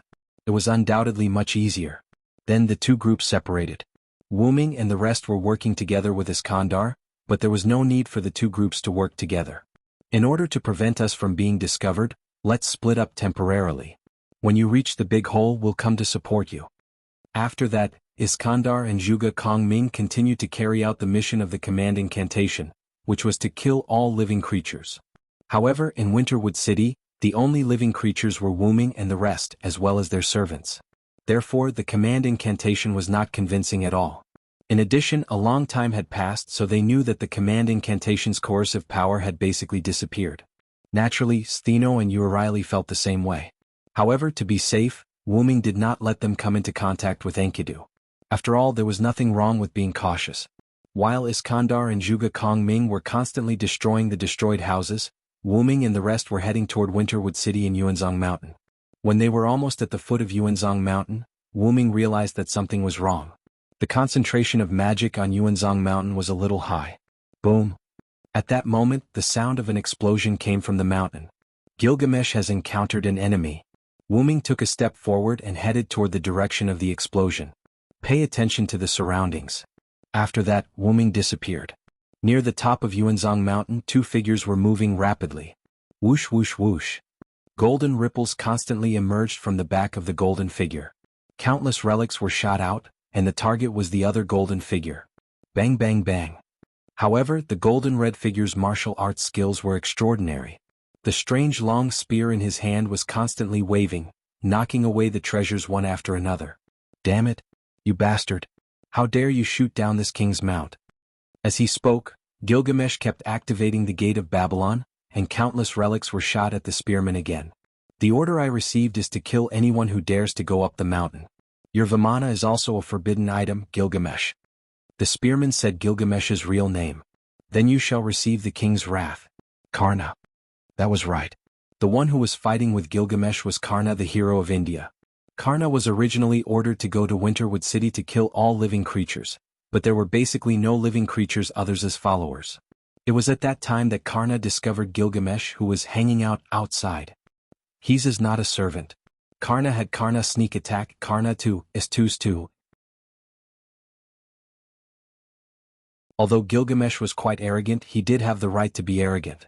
Under the attack of Karna's Brahma, cursed me, Brahma, Kundala, Gilgamesh successfully released a shield from his treasury before the attack arrived, and blocked Karna's throwing relics. Then the two of them began to fight. However, Karna seemed to have received some kind of message and he abandoned the battle and fled.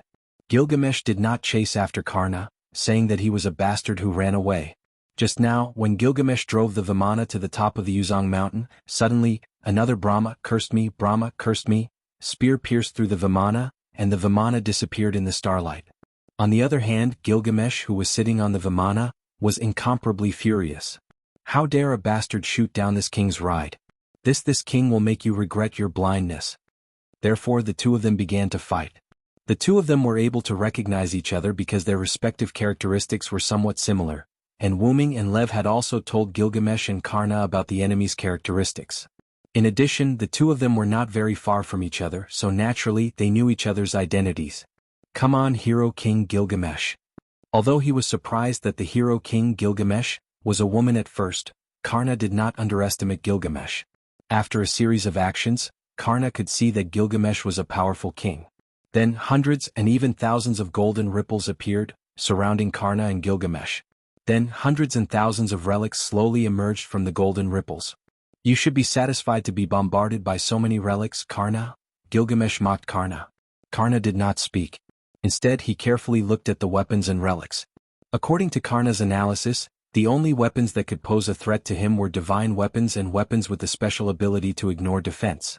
After all, Karna's golden armor could weaken all damage, and he knew 1/10 of it was a divine artifact armor. It was said that the armor given by the sun god, Surya, condensed light itself. It was said that even people could not hurt Karna at all. If Karna had enough mana, he could even keep his body unharmed. Lev, who had established a contract with the seven servants, naturally had enough mana, so Karna was now very strong. To be able to die under these hundreds and thousands of treasures, you should be satisfied. At this time Gilgamesh was in a good mood. He smiled at Karna, who was trapped in the middle of countless golden ripples. Die. After that, the hundreds and thousands of relics all shot toward Karna from the golden ripples. At this time Karna also moved. Boom, boom, boom. That was the sound of countless relics exploding when they hit Karna. Bang, bang, bang, bang. The sound of hard objects colliding was constantly heard. That was the sound of Karna knocking away the relics. As for the treasures that were shot at Karna and touched him, they all exploded. The wind and flames from the explosion shone brightly on Karna, but Karna continued to selectively deflect some of the treasures away. Without exception, all the treasures that were sent flying by Karna were treasures that could restrain Karna's divinity armor. As for the treasures that attacked Karna's body, they couldn't even break through Karna's defense. It must be noted that Wuming defeated Karna last time because Karna's golden armor had disintegrated. Taking advantage of that opportunity, Wuming injured Karna with his light cannon. Do you think it's that easy? Gilgamesh sneered. Pfft.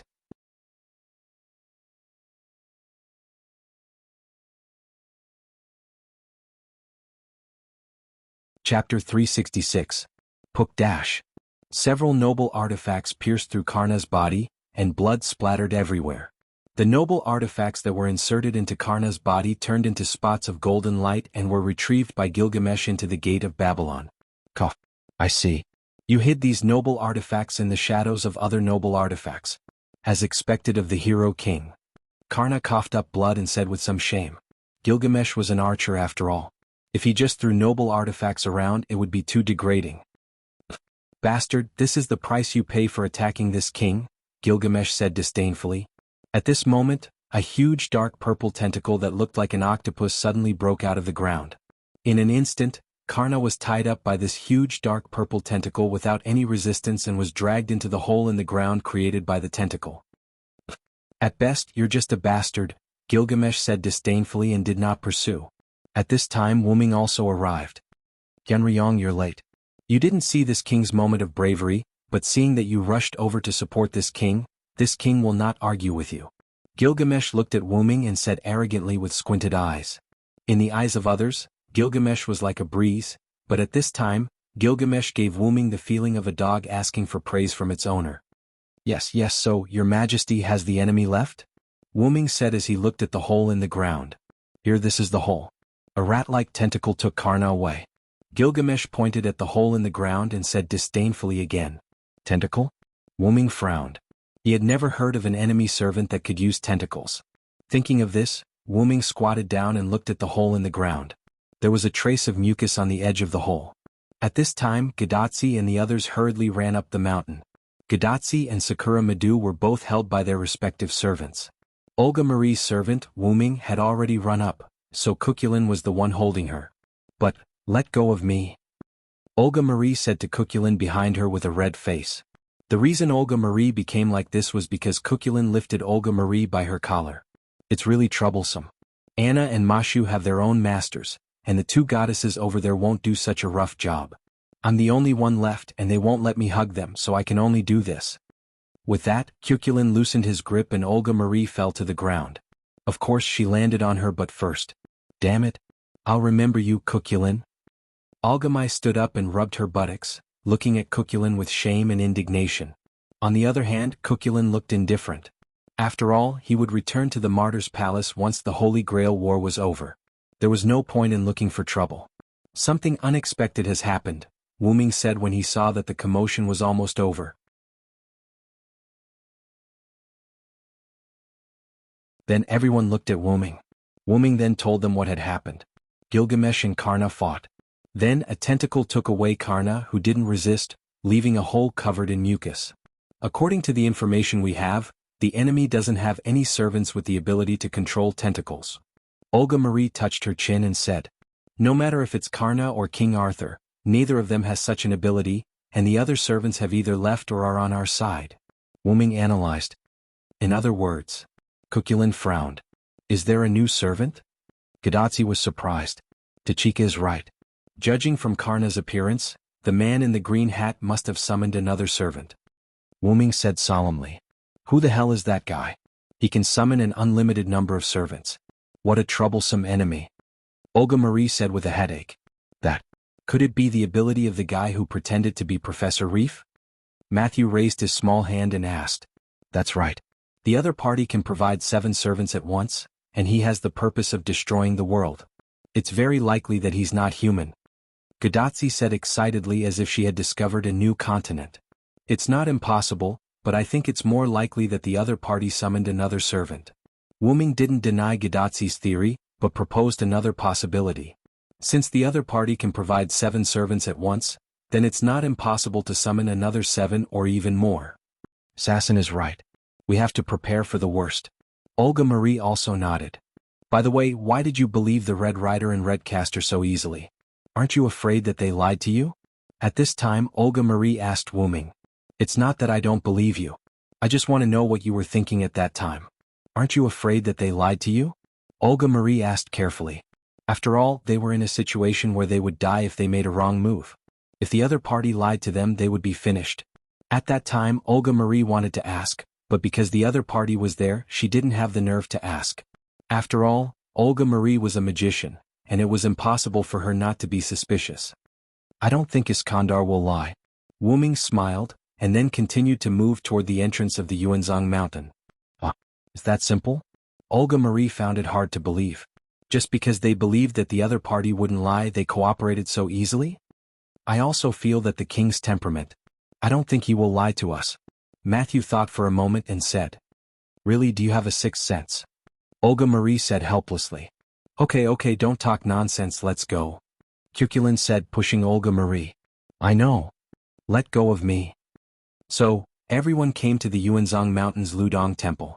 There was a large passage behind it that led directly to the inside of the big hollow.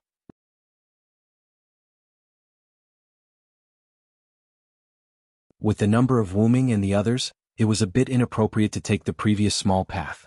The whole Winterwood city turned into a field of fire, but the strange thing was that the temple was intact, and only some of the surrounding edges were broken.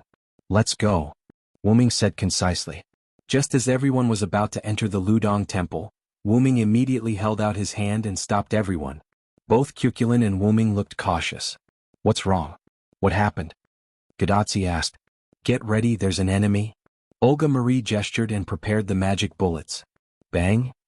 Suddenly, the door of the Ludong Temple was violently opened.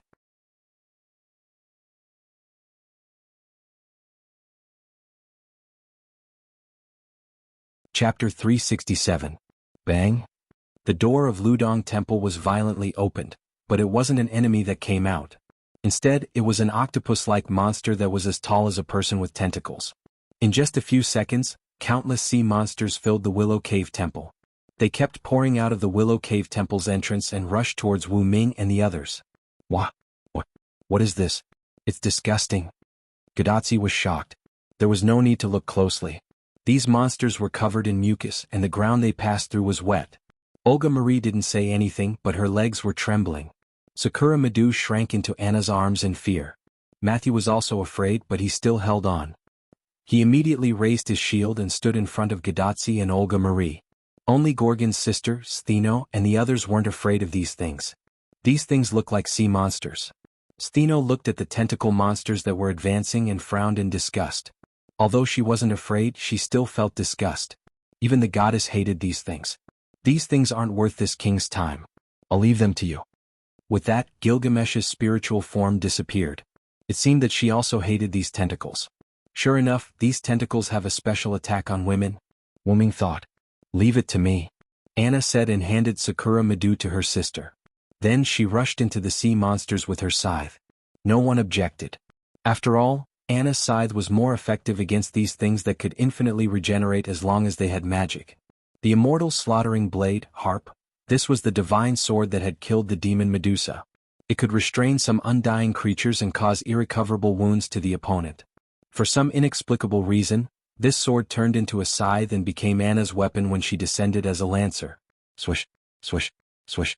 Just a casual slash was enough to kill a large number of sea monsters in front of him. The power of the undying slaughter blade, Harp, completely killed these sea monsters that should have been able to regenerate. However, it was a little difficult for Anna to deal with the sea monsters that were still pouring out continuously by herself. Boom! A violent explosion came from beside Anna. The sea monster in front of Anna was blown to pieces. Anna turned around and looked behind her. Cuculin raised his staff, which was smoking like a gun shaft that had just been fired. Blow them to smithereens. I don't believe they can recover. Cuculin grinned. However, Anna was a little dissatisfied. Cleaning up these sea monsters was her mission. The enemy should have discovered us. Let's finish them off and leave as soon as possible. Wu Ming tried to persuade Anna. Then Anna nodded with a frown on her face, but she still looked unhappy. Then I won't hold back, Cuchulain said, laughing wantonly. The lune rune in his hand kept drawing. Countless flames shot at the sea monsters, setting off a series of explosions. Boom, boom, boom. This series of explosions had killed almost 1/3 of the sea monsters. At this time, a few rune stones fell into the center of the remaining sea monsters, producing golden flames. Boom, boom. Then Cuchulain looked at Wu Ming. The two of you should hurry up. Wu Ming smiled, then threw the lune rune stone in his hand at the sea monsters again. Are we going to compete? I won't lose, Cuchulain said excitedly, attacking the sea monsters frantically. In less than 5 minutes, the sea monsters that covered the sky disappeared, leaving behind a faint layer of black dust and traces of various elements. Ice, water, fire, wind, thunder, electricity, earth. Traces of almost all elements could be seen. This made Gadazi and the others dumbfounded. Especially Olga Marie. That's a rune stone. How could an assassin have so many rune stones? Olga Marie complained crazily. Secrets that could not be known were fatal to Olga Marie. An assassin, where the hell did you get those rune stones from? Why do you have so many types of rune stones? Roman also complained. It's just my ability. Those rune stones were just made when I was bored. Wu Ming shrugged. However, assassin's damage output is really amazing. Matthew wiped the cold sweat off his forehead. After all, Matthew and the others had been watching from the side. Wu Ming's damage output was almost higher than Cuchulain's. Cuchulain's attack was just a simple red burst of flames, while their lune rune stones were all kinds of elements, so it was easy to distinguish. The reason why Matthew said this was because of the difference in their ranks. Cuchulain was a caster, so it was normal for him to have AoE damage. After all, he was a mage cannon. However, Wu Ming was not a caster, but an assassin. As an assassin, he was even more AoE than a caster. It was simply outrageous. I've handed over almost all the offensive runestones I've made in the past. It's normal for them to have such an effect, Wu Ming said with a smile. He opened a part of the dragoness space in the center of his palm and threw out a large number of lune rune stones from his noble phantasm. Because they were in a hurry, Wu Ming bombarded the sea monsters indiscriminately at a speed that even Mashu couldn't see clearly. Together with Cuchulain, the two of them were able to destroy all the sea monsters that could affect the entire Fuyuki city in 5 minutes. There was another reason why Wu Ming used up all the lune rune stones. After all, they can be made in the future, can't they? These rune stones were made to deal with situations similar to this. Wu Ming smiled. At this time, Gilgamesh lifted his spirit form. As far as actors are concerned, these pieces of trash are not qualified at all, but they let me see a good show. Gilgamesh looked at the debris on the ground and said sarcastically, "If you could help me, it would be much easier." Wu Ming shrugged his shoulders. This king said that these things are not worthy of this king's help. Gilgamesh glared at Wu Ming fiercely. Yes, then let's go, the enemy is waiting for us, we can't lose the limelight. After dealing with Gilgamesh, Wu Ming said to everyone, "It seems that you are getting bolder and bolder, Hyunryong." Looking at Wu Ming and others who had walked away, Gilgamesh, who fell behind the crowd, said angrily. But then Gilgamesh's anger turned into joy, and he followed the crowd in his spirit form. "Seeing your relationship with this king forgives your willfulness, Hyunryong." "Thank you very much, king." Wu Ming smiled without turning his head. Soon, Wu Ming and others left the Yuzong Mountain Ludong Temple and came to the Yuzong Mountain Big Cave. Wu Ming, Gilgamesh, Cuchulain, Matthew, Anna, Stheno, Uraili, Gadazi, Olga Marie, Sakura Madu. 7 servants and 3 masters, the troops that caused the chaos of this era, arrived at the Demon King's castle.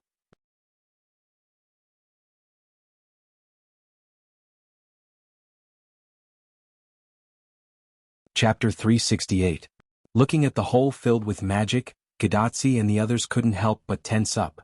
Even Sakura Madu felt the danger inside the big hole and leaned into Anna's arms in fear. Welcome everyone." At this time, a voice came from the hole. After hearing this voice, Wu Ming instantly knew who it was. After all, the two of them had a deep hatred for each other. This voice is? Olga Marie was a little excited. Matthew and Gadazi were also surprised. Even Roman, who turned off the virtual screen to make it easier for everyone to move, appeared again. Everyone looked at the shadow. A figure came out from the shadow of the hole, wearing a green top hat, green clothes, brown hair and a gentle smile. Lev! Olga Marie shouted excitedly. That's right, it was Lev Lenore Floros. Lev, it's great that you're okay. Olga Marie was about to walk over, but she was stopped by Wu Ming and interrupted. Calm down, Olga, he came from the enemy's base. Olga Marie looked at Wu Ming and then looked at Leviticus. Although her eyes were still anxious, Olga Marie had calmed down and wouldn't defect to the enemy.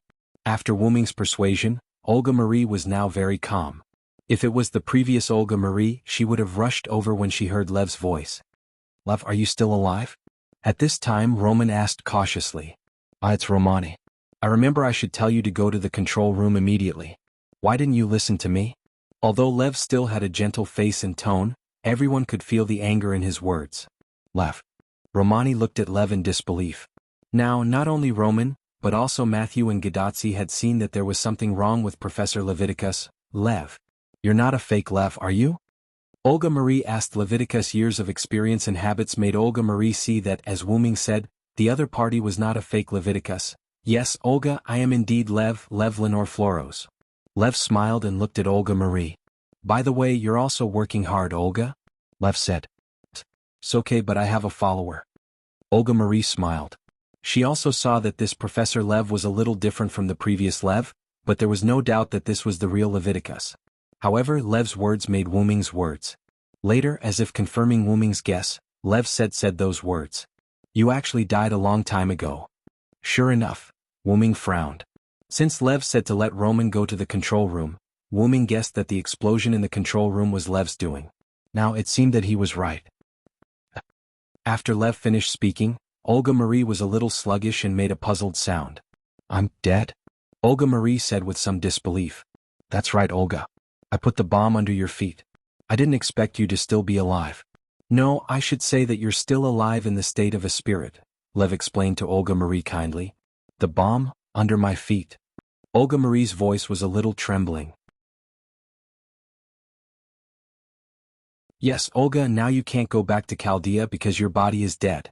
There is only one result if you go back to Chaldea, that is, with the disappearance of your consciousness. In an instant, Lev's expression became terrible, and the corners of his mouth almost reached his ears. I am already dead, Olga Marie said with a desperate and trembling voice. Director. Gadotsi, Matthew and Roman were also affected by Lev's words, and looked at Olga Marie sadly. Pa. Suddenly someone flicked Olga Marie's forehead. It hurts. Olga Marie covered her forehead, and looked at the guy who flicked her forehead with tears in her eyes. You lost hope because of the enemy's words? This is not what my master should be like. Wu Ming looked at Olga Marie's eyes and said helplessly. Humans are a group of creatures with short lives and afraid of death. But because of this, humans will do something when they know that sooner or later they will die. Then Wu Ming turned to look at Leviticus.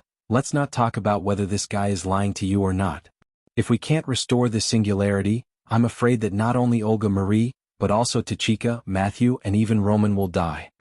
After Wu Ming said that, everyone realized. Yes, if the singularity couldn't be restored, humans would be completely wiped out in a year, and there was no difference between dying now and dying a year later. So, even if it was for themselves in order to save humans, they had to win. And didn't I say that I can lend you my shoulder at any time? I like you very much as a master. Wu Ming smiled. I'm sorry. Olga Marie apologized and wiped the tears from her eyes. I am the director of Chaldea, the master of the famous clock tower Animusphia, one of the 12 monarchs, Olga Marie Asmaret Animusphia, the captain of the team who restored the singularity and saved humanity. How could I fall here? At this time, Olga Marie regained her confidence. Lev betrayed me, but I still have my followers, I still have people I can rely on, I will never fall. Seeing Olga Marie like this, Gadotsi and the others breathed a sigh of relief and smiled with relief. Sure enough, assassin, you are a scourge. Looking at Olga Marie who regained her courage, Lev looked at Wu Ming expressionlessly. Then I'm sorry, I especially like to scourge those villains, especially the fake gentleman wearing a green hat.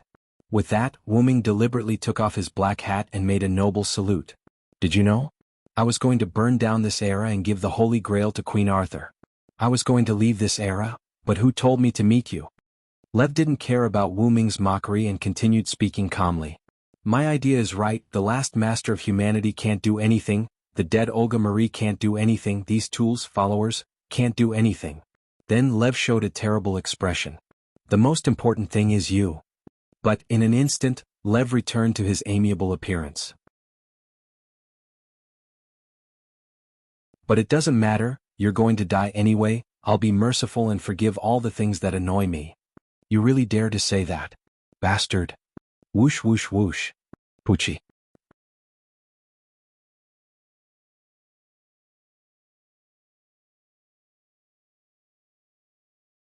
Chapter 369. 4 noble phantasms pierced through Lev's body. Gudazi couldn't help but turn his head away. No matter what, they were acquaintances after all. He really couldn't bear to look at it. Oh, Hero King is still grumpy. Although Lev was pierced through by Gilgamesh's noble phantasms, he didn't die. Everyone looked and saw Lev's body shaking slightly. This was obviously a projection. I've been in Chaldea for so many years. I can use this kind of projection. Roman and Olga Marie frowned. Lev then looked at Gilgamesh, who was expressionless. Ignoring the fact that assassin is here, Hero King Gilgamesh is considered one of the best tools. I wouldn't dare to come alone. Bastard. Gilgamesh glared. Lev's word tool obviously angered Gilgamesh. I think so too. With your kind, it's unlikely that you'll face us. Wuming said sarcastically. Whatever you say. Now enjoy the feast I've prepared for you. Lev smiled at Wuming's sarcasm. After that, Lev's figure disappeared like a screen without electricity. This king will crush that bastard. With that, Gilgamesh's spiritual form disappeared. It seemed that he had entered the Yuanzong mountain. But, don't we need to take care of this king? Roman smiled awkwardly. Roman's intention was naturally to be careful. However, Wuming shook his head. She's not angry enough to need us to remind her. Gil can help us find the way. You're really relaxed. Gudatsi smiled awkwardly. Anyone who had a willful follower like Gilgamesh would have a headache. However, Wuming was very relaxed. I think I know her the best in the world. Don't worry, nothing will happen. Let's go in quickly. Then everyone entered the big hole. However, the moment they entered, Wuming felt as if he had passed through a layer of film. Then he found that the people behind him had disappeared, and his surroundings had turned into a maze-like stone wall. Is this an enchantment? Wuming frowned. It was probably the enemy's noble phantasm. Wuming could feel that it was an enchantment and its level was not low. This is troublesome. After all, Wu Ming and the others had the advantage of having more people and being able to work together. However, the enemy's unknown servant used a noble relic to separate them, which was quite a disadvantage. It seems that I have to hurry up. Saying so, Wu Ming looked at his gloved left hand. Then Wu Ming began to explore the labyrinth. It was actually very easy to crack this type of noble phantasm, that was, to get out of the labyrinth. However, in Wu Ming's view, this labyrinth was quite difficult, and he was afraid that it would take a while to crack it. However, it was better to move forward than to wait in place, and Wu Ming could feel a slight connection with Olga Marie. At this moment, the sound of footsteps in night boots could be heard. Wu Ming looked at the 2 figures in front of him, ready for battle. Altoria and Leviticus.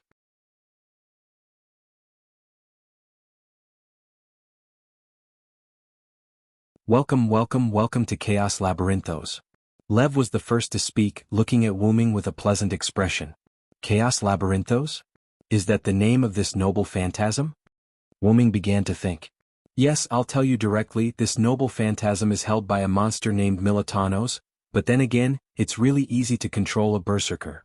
Lev directly told Wu Ming the servant who held this noble phantasm and laughed at him. So, your purpose of separating us is to defeat us one by one, Lev? Wu Ming smiled indifferently.